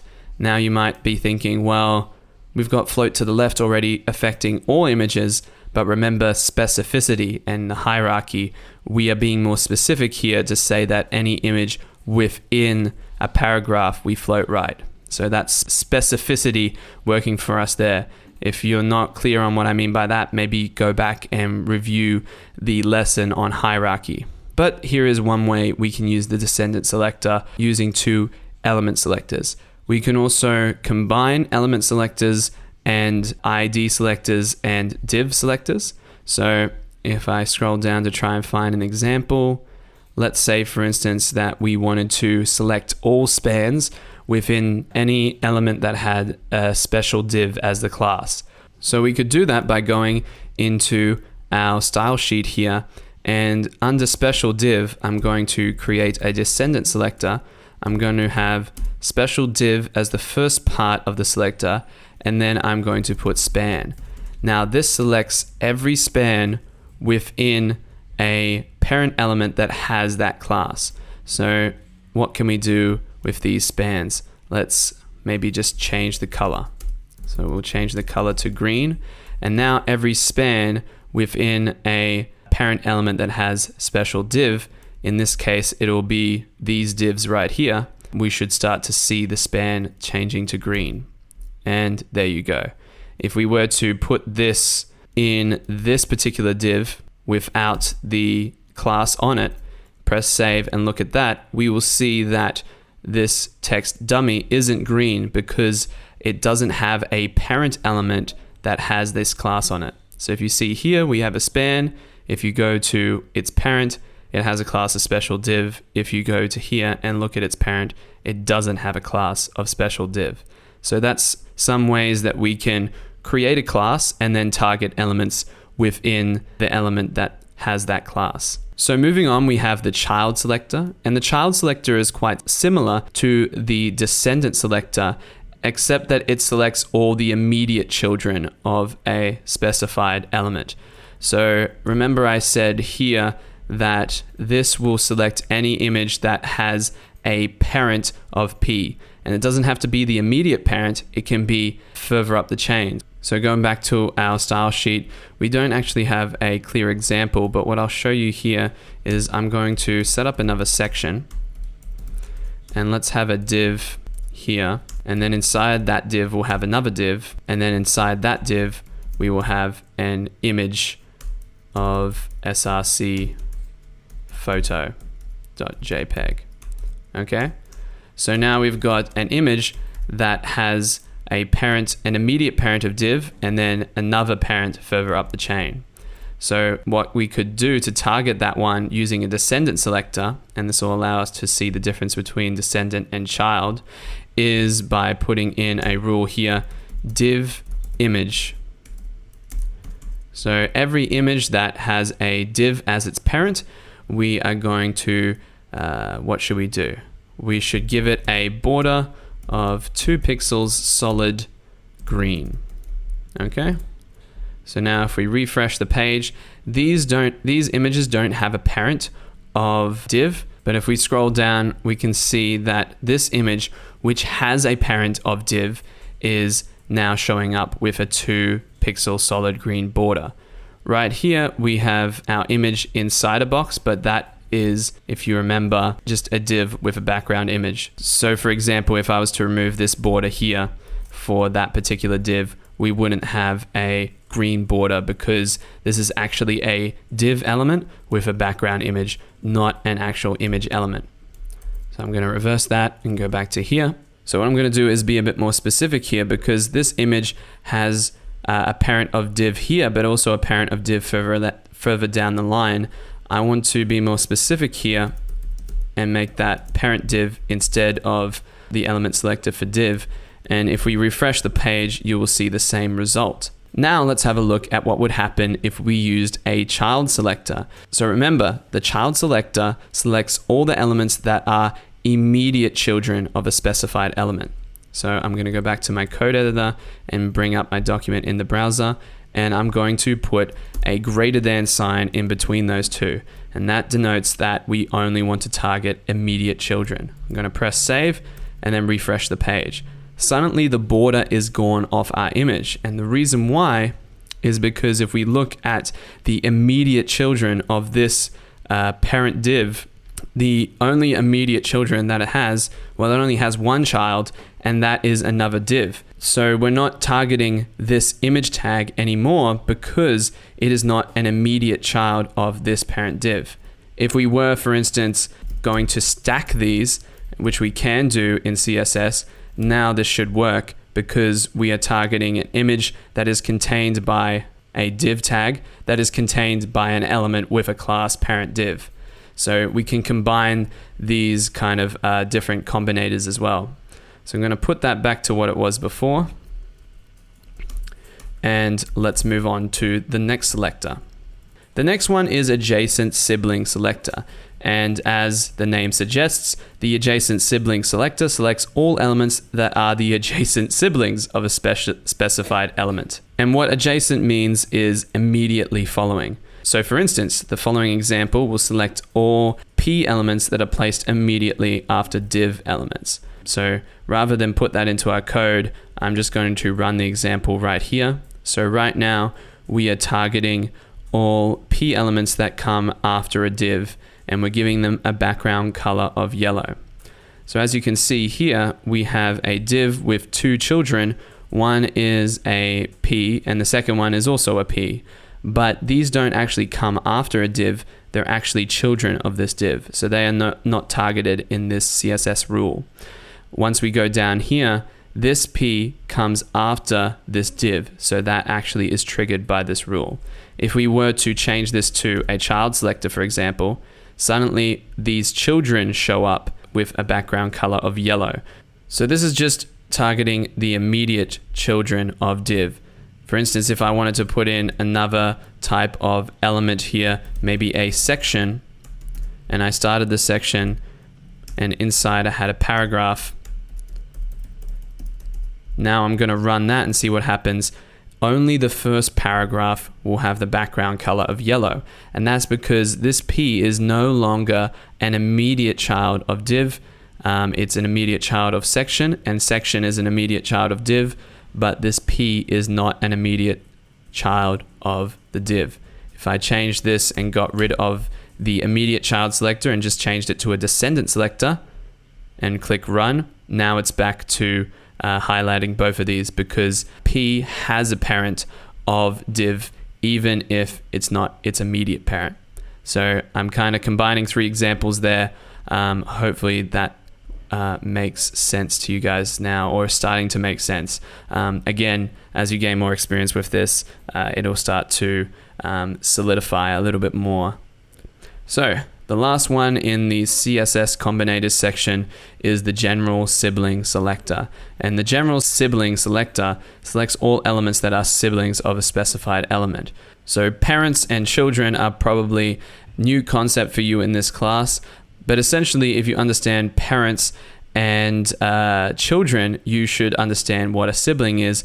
It's the other children of a particular parent. So rather than create a new section in our document, I'm just going to click try it out yourself. And as you can see here, we've got a general sibling selector right here. And what this is telling us is that every P following div on the same level we want to apply this particular style to, which is background color yellow. One of the confusing things about this particular rule is, yes, it targets siblings, but only siblings that come after that first part of the selector. So in this case, the div. So this paragraph 1, for example, isn't selected because it doesn't come after this div. So if I was to cut that and put that right here, it would be highlighted. So that's one of the little tricks of this particular selector. But as you can see, this second paragraph that is actually a child of this div does not get the style of background color yellow. And that's because it's not a sibling, it's actually a child. So that covers these combinator selectors. Of course, I mentioned that these are some of the more advanced selectors. So I don't expect you to master them in this one video, but definitely try them out, experiment, and you'll start to understand them a lot better. Another advanced selector is a pseudo class. And remember, we used an example of a pseudo class. We used the hover state on a link. And you can see here, that is the first example. That is probably the most common example of a pseudo class, but you can have a look down here of the syntax. We basically have whatever selector we were going to have anyway, but then to target the state on that particular selector, we can have a colon and then put the pseudo class. So we saw the ones for link tags earlier in this class. As you can see here, these are all pseudo classes, and pseudo classes come most commonly on links because there are different states to links, and links are of course a common element in HTML. But you can see some examples here of how we could do a hover state over a div or other element. So that's probably the most common use of pseudo classes to target state, but we can also use it to find the first child or any number of children from a specified element. So here we can take the first child of a P, so it'll match any P element that is the first child of any element, and right here we can also combine a descendant selector or any number of selectors with this pseudo class of first child. So as you can see, it's getting a bit complicated now. We're using some of the combination selectors that we learnt about just before, and now we're combining it with a pseudo class. So you can string together some pretty long selectors in CSS. You can also use them in a different order. So you can target all icon tags that have a parent that is the first child of another element. So you can do any number of combinations. You can also use the lang pseudo class, which I have no experience with, so I'm just going to breeze over it. There's plenty of examples of pseudo classes here, so if you want to use this as a reference, the main ones are the ones that you use to determine the state of a link or determine whether you are hovered over something or not. And the other common ones are to select a child or a position of a child. So for instance, this one, nth child, this will select all P's that are the second child of their parents. So you can target a specific child within a parent element. Moving on, we will go into pseudo elements, and pseudo elements are like pseudo classes, except we use another colon. And to be honest, I don't find myself using pseudo elements that much, but a few things we can do with pseudo elements is target the first line of a paragraph. We can target the first letter of a word or paragraph. We can combine that with classes, just like we saw in the pseudo class lesson. And we can target first letter and first line of P's in the same CSS document. Probably the most common pseudo element is before or after. So using before, we are able to insert some content before the actual content of the element. So in this example, we can insert an image just before any particular element. And then here is the opposite. We can insert some content after the content of H1s. There's also the selection pseudo element, which matches the portion of the element that is selected by the user. I haven't used this one before, but we can have a look at the example right here. If we select any content on the page, we can see that our selection is now styled using this pseudo element. So that's a pretty cool trick. I didn't even know you could do that before I started preparing this course. So here's a full list of pseudo elements and also a full list of pseudo classes for you to use. Finally, and this is becoming a pretty big lesson, so maybe you might want to refresh after this by going back and checking. But the final selector that I wanted to talk about is an attribute selector. And the attribute selector allows us to select elements with a specific attribute. So right here, if we had an attribute and value of target equals underscore blank, we would apply a style to that specific element that has that specific attribute and value. So let's just click on the first try it yourself and have a look at this. So basically, this is going to apply to any link tag that has an attribute of target, regardless of the value of that attribute. So you can see here, these two have a target attribute. It doesn't care what the value of that target attribute is. It just cares whether that attribute exists. But we can be more specific and say that we only want to target link tags that have that attribute and have a specified value. So we can go in and say that we only want to target link tags that have an attribute of target with the value of blank. So if I run that, then you'll see that only this one is selected. Okay? Going back here to this one, which uses a tilde, this particular selector is used to select elements with an attribute value containing a specified word. So we can search within the attribute value for this particular word, and if it matches any part of the value, this particular style will be triggered. So I'm going to close this one and just start fresh with this example. You can see here that the title has flower in these two, but not in this one. So you can see that these two have the specified style, which is border 5px solid yellow. Another way to use this selector is with pipe equals, and that will be used to select elements with a specified attribute starting with a specified values. So let's just dive right into the example. You'll see here that everything that starts with the word that we've specified here and then is broken by a dash will be selected, but not this one in particular. And that's just a rule here that you can see in note. It will only target a whole word, either alone like that or with a hyphen. This is a bit of a strange selector. I don't think I've ever used this one before, but this is some advanced stuff. There's all these different special operators that you can use.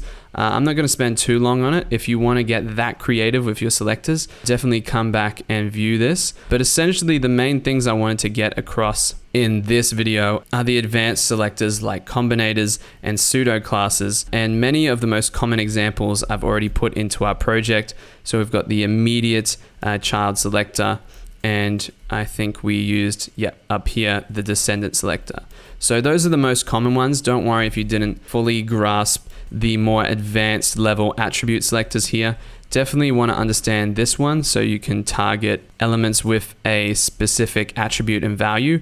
That I find very handy. But these ones I've honestly never had to use before, so don't get too caught up on them. The main ones that I really want you to know are these ones here, the combinators, because you're definitely going to need to use these at some point, and you'll definitely see this one, the child selector, as well. Pseudo classes also for state, especially on a link and especially for hover. But then of course you've got all these crazy pseudo elements to targeting first line, first letter, lots of options available in CSS, but it's not necessary to know absolutely everything, and you always have this website for reference. So, I hope that video wasn't too long and you're not totally overwhelmed. In the next video, we're going to wrap up the advanced options in CSS, and then we are going to get started sharing with you a framework that is going to make all of this so much easier and save you so much time. So, I'll see you in the next video. So in the last video, I said we would cover some of the more advanced topics in CSS, but if we look at this menu here, there are a ton of different options available to us. We can look at the advanced options available with rounded corners. We can use images as borders. We can create gradient backgrounds. We can give different parts of our document shadow. We can apply shadows to our divs or to our text elements. There is so much that we can do in CSS, and it's too much to cover in this course that's already probably quite long. So if you do want me to create a more advanced CSS course, I'm definitely open to it. But for now, I want to talk about something that's very important in CSS, and that is media queries. So in CSS2, media queries were introduced, and what they did was made it possible to define different style rules for different media types. But now in CSS3, they are most commonly used to look at the capability of a device, whether there's looking at the width and height of the viewport or the device, the orientation, whether it's landscape or portrait, and the resolution. And media queries, as it says here, are a popular technique for delivering a tailored style sheet for desktops, laptops, tablets, and mobile phones. So media queries are super important for responsive web design and development. So if we scroll down, we can see the media query syntax. And this might not make much sense here in this kind of overview, but if we go down here, we can start to see some examples. So the way you start a media query is with @media, and then the first little value here is screen. And screen, as you can see here, is used for computer screens, tablets, smartphones, etc. So when we're doing responsive web design, screen is the one we want to use. Then we put an and in to say that we're defining a new condition, and then we put in min width or max width or both. So we can constrain these particular styles that we define within the curly brackets of this media query to just a screen size of more than 480 pixels. The examples here are a bit lacking, so I'm going to go into the next lesson here and look at some more examples. So a good example here, if I scroll down, is this example here. I think is simple enough to understand. So here we have our standard styles for every screen size, and then we have our media queries. So this one is saying apply all these styles when the width of the screen is a minimum of 600 pixels. So it's saying that any div with the class of example, we want to set the font size to 80 pixels. Now this one is talking about the opposite. So when the screen size is less than 600 pixels, we want every div with the class of example to have a font size of 30.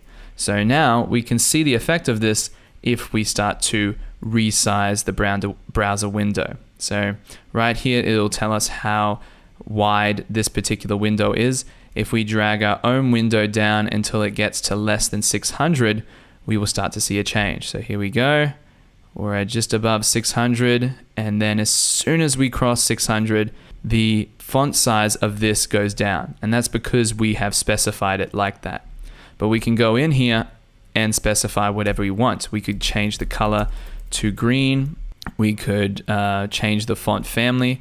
I'm going to click run on that and then show you that now. See, when it gets to less than 600 pixels, we got font size 30 pixels and color green. One other thing I want to show you here that it doesn't show you is you can combine max width and max height. So say for instance, I wanted to create another level within this. I will keep that max width actually. And what I'll do is another and right here, I will put in a min width. So between the widths of 400 pixels and 600 pixels, let's make the font size 10.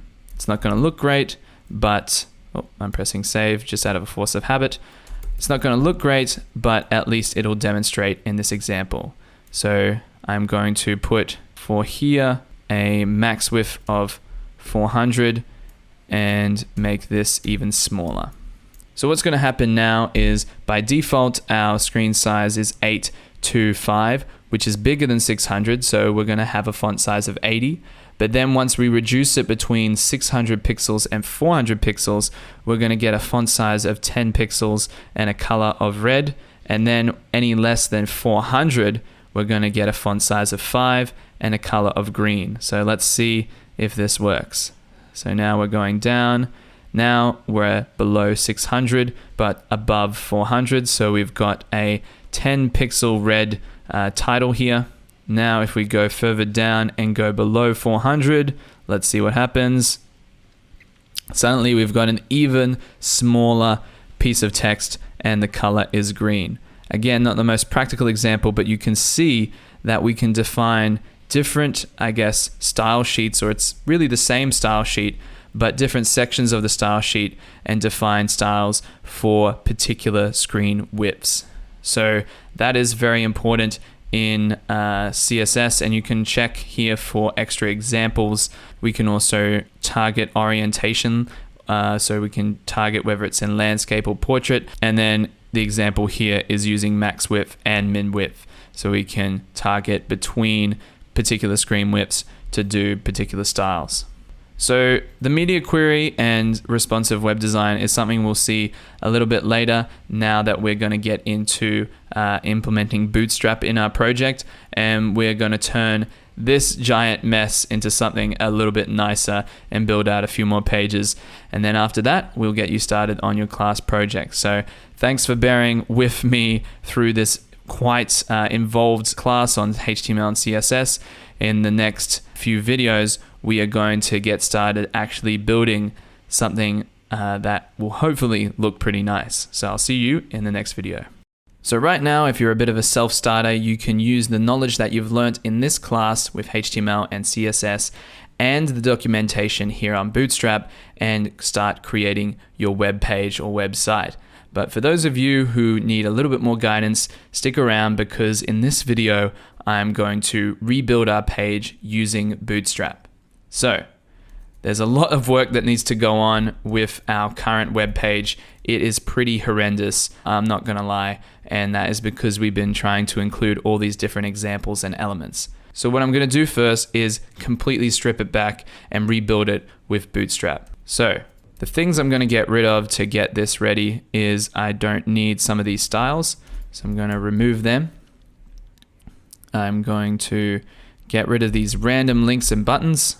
I'm going to leave that first paragraph in with the photo. I'm going to have our history as the second heading, but I don't need the ID anymore. I'm going to get rid of this second paragraph. I'm going to keep the table as a timeline. I'm going to keep our values as a dot point, and our services I'm going to leave as one div without any particular class on it. I'm going to make sure I haven't deleted too many divs. Nope. Looks like we're good. So let's see where we're at now. I see. Okay, cool. I'm also going to delete the styles in my styles.css. You don't have to do this yourself if you spend a lot of time on it and you actually like these styles. This is just a complete mess as well. So I'm going to delete all my styles and start completely from scratch. Okay. So here you go, you've got a web page with a bunch of elements and pretty much no styling whatsoever apart from this here, which I'll get rid of, we don't really need, and the styles that are being automatically applied by Bootstrap. So the first thing we want to do is put all of this in a container. And if we want to learn about containers, I think that it is here in layout. I'm just going to search for container. And you can see in layout, we can use containers to create the grid system. And what it also does is it creates a max width at different breakpoints, which breakpoints, for those of you who aren't familiar with the idea of a breakpoint, it's what we had before when we were doing the media queries. We were setting maximum widths, and then when it reached that breakpoint, that's when we started to change the content of the page. But you'll see it right now if I go back to here, and I create a div, give it a class of container, close that.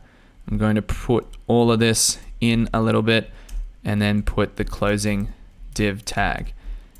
Now we should start to see this clean up quite nicely. So I'm going to refresh the page. So now at a bigger screen width, we can see that it only takes up enough that makes it more readable. But if we are to reduce the size of it, the max width of the container changes, and if we get really tight, it'll just go full width. So you can see breakpoints here. You see how it's changing the width of the container based on different screen sizes. So this is really a powerful feature of Bootstrap. We get responsive kind of web design straight out the gate. So implementing the container is one of the easiest wins we can have in Bootstrap. Let's look at what else we can fix up in Bootstrap. And one opportunity I can see here, apart from I need to get rid of that title. Let me just fix that. One thing we can fix up here is this table. And so if I want to go back to the Bootstrap documentation, type in tables, and let's look at how we can style tables in a nice way using Bootstrap. So the first thing we need to do is give the table a class of table. So again, leveraging the classes in Bootstrap, we can just put in a class and get some styles straight away. So let's just give the table a class of table, and then suddenly we have a styled table. How great is that? We have a few more options here. We can make the head a different color. So maybe we use a T head section on our table. So we can go on top of our TR. We have a T head class feed dark. And then we would put this in and then put the closing tag in. Let's save that and have a look at what that looks like. Yep, so now we have a dark heading row, and now the font has been changed to the color of white. So maybe for our services, we want some cards. Let's go and type in cards. So remember, I put in a card as an example before.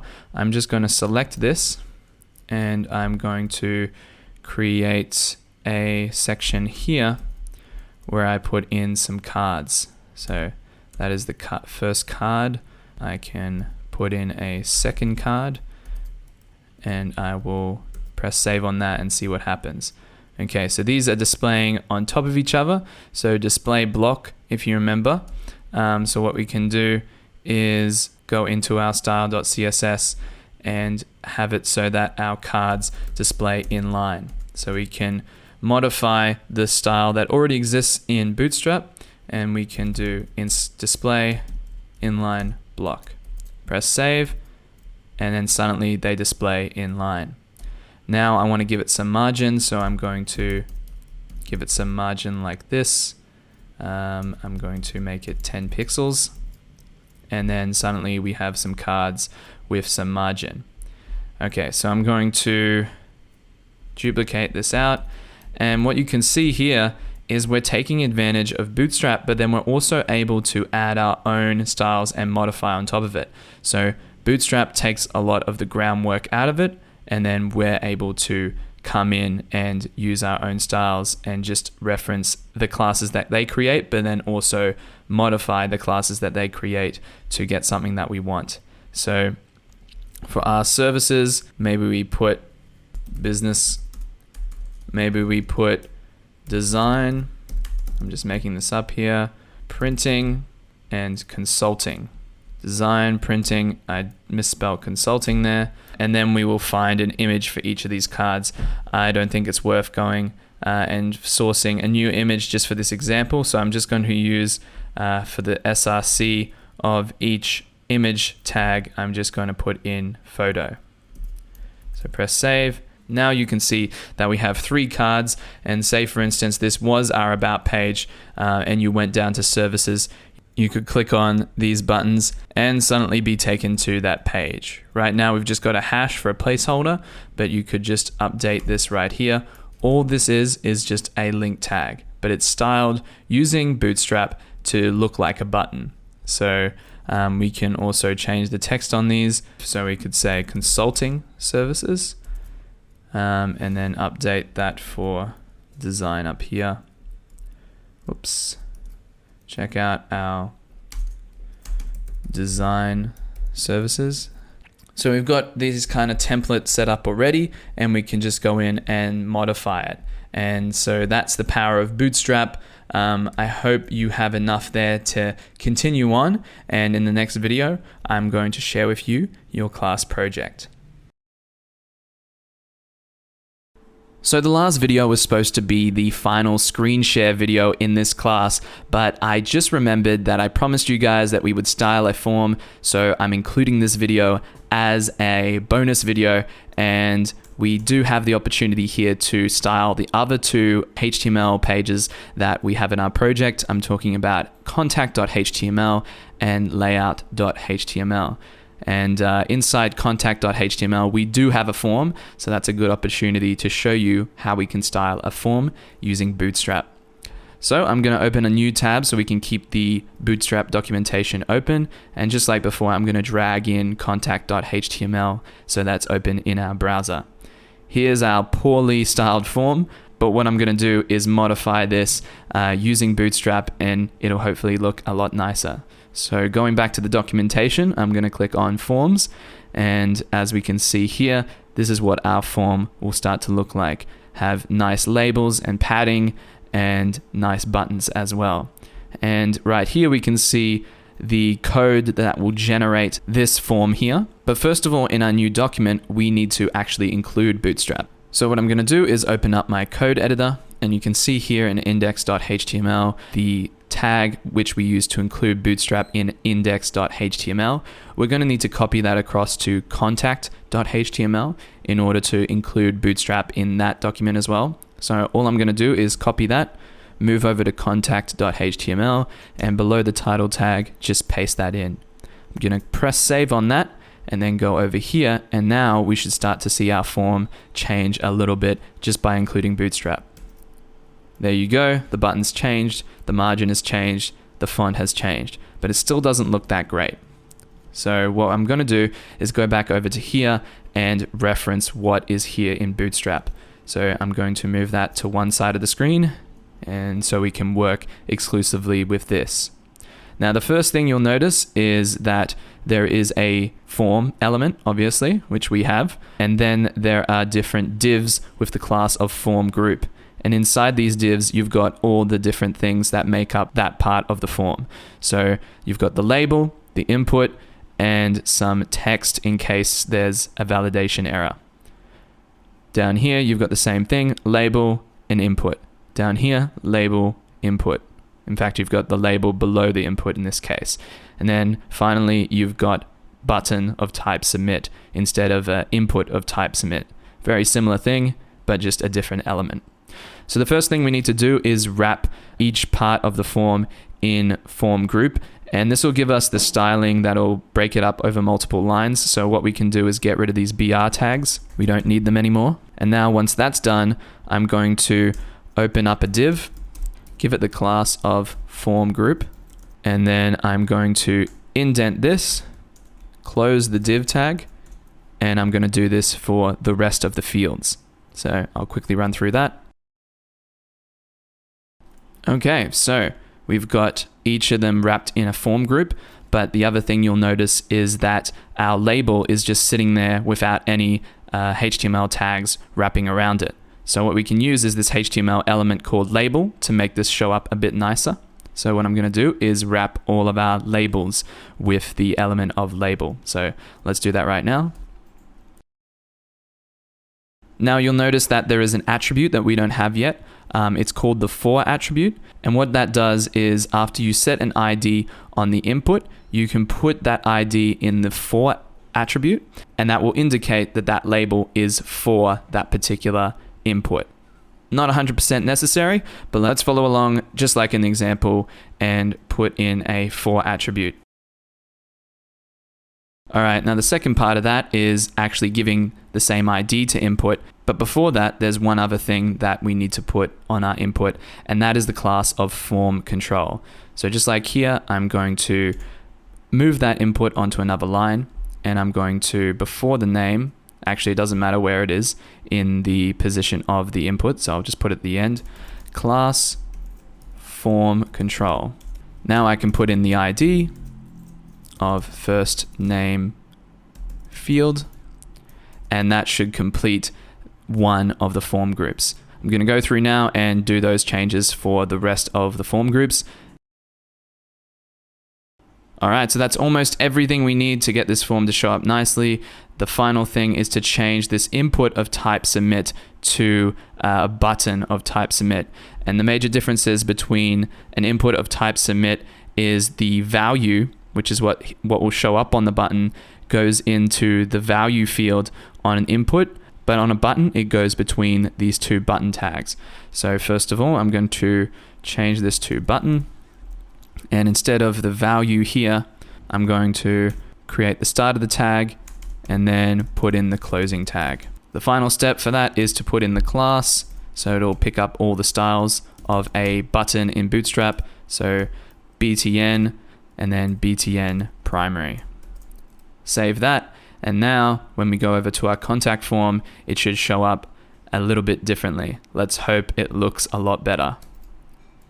There we go. We can see that it's all broken onto different lines now, and the button looks a little bit different. But the biggest problem with this is, of course, the padding and margin. So I'm just going to throw some margin on right now. Save that. And now you have a nicer formatted form. I'm going to leave it there for forms. There's a lot more you can do to make your form look differently. You can add in different inputs. So definitely check out the reference here for styling forms. I'm going to go over now into layout.html and show you how we can get a similar layout to what we saw in that example that we copied. So what I'm going to do is grab our layout.html, drop it in here, and then I'm going to go back to W3 Schools. And remember, we found that in the HTML layout page. All right, so what I'm going to do is, as you can see, this first section header is extending the full width, and then you've got sections and asides, I believe. But let's just actually go in and open that file. So I'm going to go into Atom and open layout.html. As you can see here, we've got a header element with a class of header, a section element with a class of section, and an article element with a class of article, and finally a footer element with a class of footer.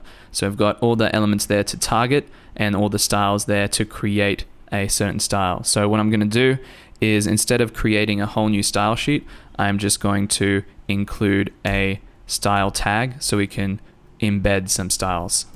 So style opening tag, style closing tag. And one thing that wasn't really mentioned in the course is that we can include style tags anywhere in our document. It doesn't have to be in head, but it's recommended to put in head if you have a head section. This particular document, we don't actually have a head section, and for this particular example, we really don't need to set up one. But usually, of course, you would have a head section. So first up, I'm going to reference this, give the header a background color of gray and a text color of white.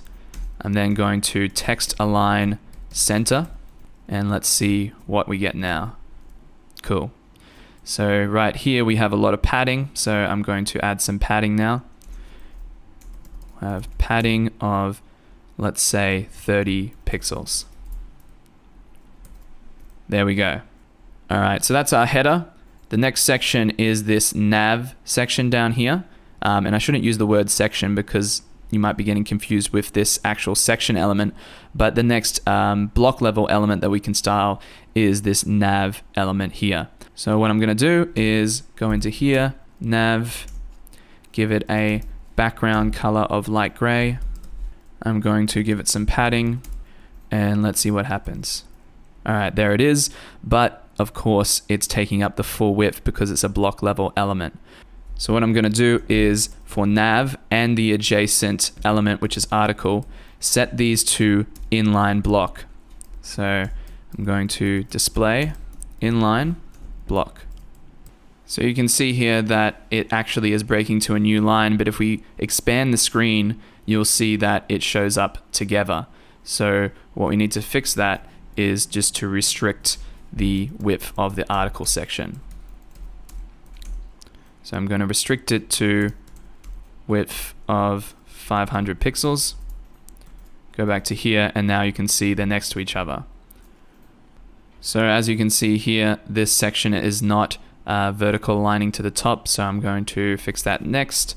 Vertical align top, save that, and now it's up here. I'm going to give some margin left to the article so that it's not so far up against that border.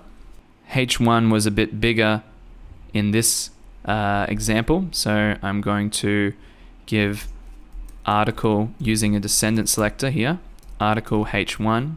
So this will select any H1s inside articles, and I'm going to make the font size twice as big. There we go. So the final section is the footer, and it has a similar style to header. So I'm just going to copy header word for word.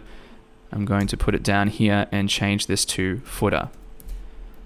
As you can see here, we're using element level selectors the whole way through, but we have classes here as well. So we could target via classes as well. So instead of header, we could use .header because we've got a class of header, and we could use a class of nav instead of the nav element selector, and that would allow us to create another nav that didn't necessarily have that class and not have these rules affect it.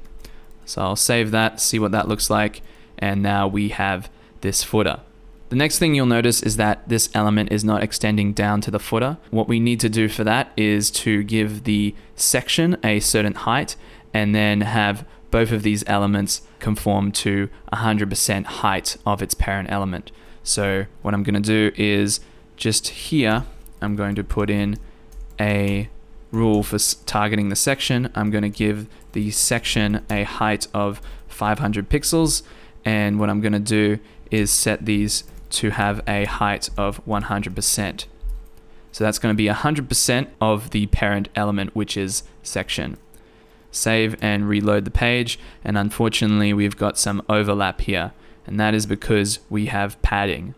So to fix that, I'm going to remove the padding from the nav itself, and now you can see that it's lining up, but there's no padding on this. So what I can do is give the UL padding, not the nav. So I'm going to nav UL padding 10 pixels. And you can see that's starting to show up a bit nicer. The dot points are going off to the side, but we're not going to be using them anyway because we're creating the example here. Actually, if we give it more padding, it comes back up. And we can easily achieve that by putting in a list style type of none to get rid of those dot points. All right, so now it looks a lot similar to what we have here. If we expand the window, we can see these sections will be responsive to a certain point. Then when it reaches here, it stuffs up, so we'll need some more responsive styles. So to fix this style on a smaller screen size, you guessed it, I'm going to use a media tag. So I'm going to put it at the top, and the reason why I'm putting it at the top, it's a small thing, but essentially if I was to load this page on a slow network on mobile, these styles load from top to bottom. So these would all load first, and then if I had media down the bottom, it would load the mobile styles last. So there can be this kind of delay where it displays the desktop styles, and then as it loads the mobile styles. It's a very small thing that I wouldn't worry about, but that's why I'm putting it at the top. And I am going to define the breakpoint here. So if we open this full width and open the inspector actually gives us the width of the window. So I'm going to drag this down until it breaks. So there's a bit of a delay, but the breakpoint seems to be around 640. So what I'm going to do, close that, go back here and say max width 640 pixels. And so let's see what's going on here if I reduce the width of the window. As you can see here, it's this article section that is knocking to the bottom. Now, what I really like to do when I'm debugging code is to use the inspector. And I definitely recommend, if you are comfortable with using it, definitely use it. So I'm going to press Alt-Command-I on Mac using Chrome. And what I can do is right click on this text that has gone down the page and inspect the element. So I'm inspecting the article here, and I can see that a width of 500 pixels is applying. We have a screen size right now of under 500 pixels, so it's going to cause some issues at that screen size. So what I'm going to do is, instead of 500 pixels, change this to 250 pixels, see if that works even at a smaller screen size. Go down, it's still breaking at a smaller screen size, so maybe I will make it 150 pixels. So this all happens just in our browser, so if I refresh the page, those changes aren't permanent. But if I go in here and create a rule for article, so below the width of 640 pixels, the width of article is now going to be 150 pixels. Now, you probably want to use more relative terms here, but in this basic example, I'm just going to put in a fixed value. One more thing, we need to make sure that this overrides what is down here in this rule declaration is the important tag. And in this case, it is okay to use important. Remember, you got to be careful with important, but we really want the width to go down. The alternative would be to change this and make this more of a relative term, but for this example, I'm just going to throw in important. I'm going to refresh the page, and you'll see there's no difference yet, but if I reduce the width of the window and it gets to that breakpoint of 640 pixels, the text gets smaller. There you can see, even at a tiny screen size, it is still showing up okay. Now, it is bothering me a little bit that once it gets to here, it is just too small. So I'm going to try and create that with a relative width. I'm going to put that back, and I'm going to change that to a relative width of 55%. Save that. And once again, you will see no changes until we actually reach that breakpoint of 640 pixels. But if I go further down, you'll see it reaches that breakpoint and then has a relative width. And if we go all the way down, it'll still work. All right, so that's pretty much as far as I wanted to go in this bonus video. You can now see me working through a styling challenge using CSS, and I hope that goes to show that there are challenges along the way with CSS. You throw some styles in, you realize it affects other elements on the page, and then you modify different attributes, change the structure of HTML sometimes as well to create the look that you're going for and make sure that it works on every screen size. So I hope this video has been a good supplement to your learning in this class.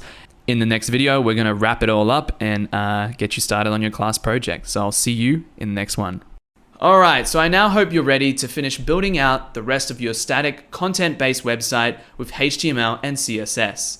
Remember guys, if you need any tips or guidance, be sure to leave your comment in the discussion box below and I'll do my best to point you in the right direction. As for deploying your website, which is putting it live onto the internet, I've covered that previously in my class Understanding Web Development. So just head to the first video on deployment in that class and you'll have your website up and running in no time if that's what you want. So that concludes this class on HTML and CSS.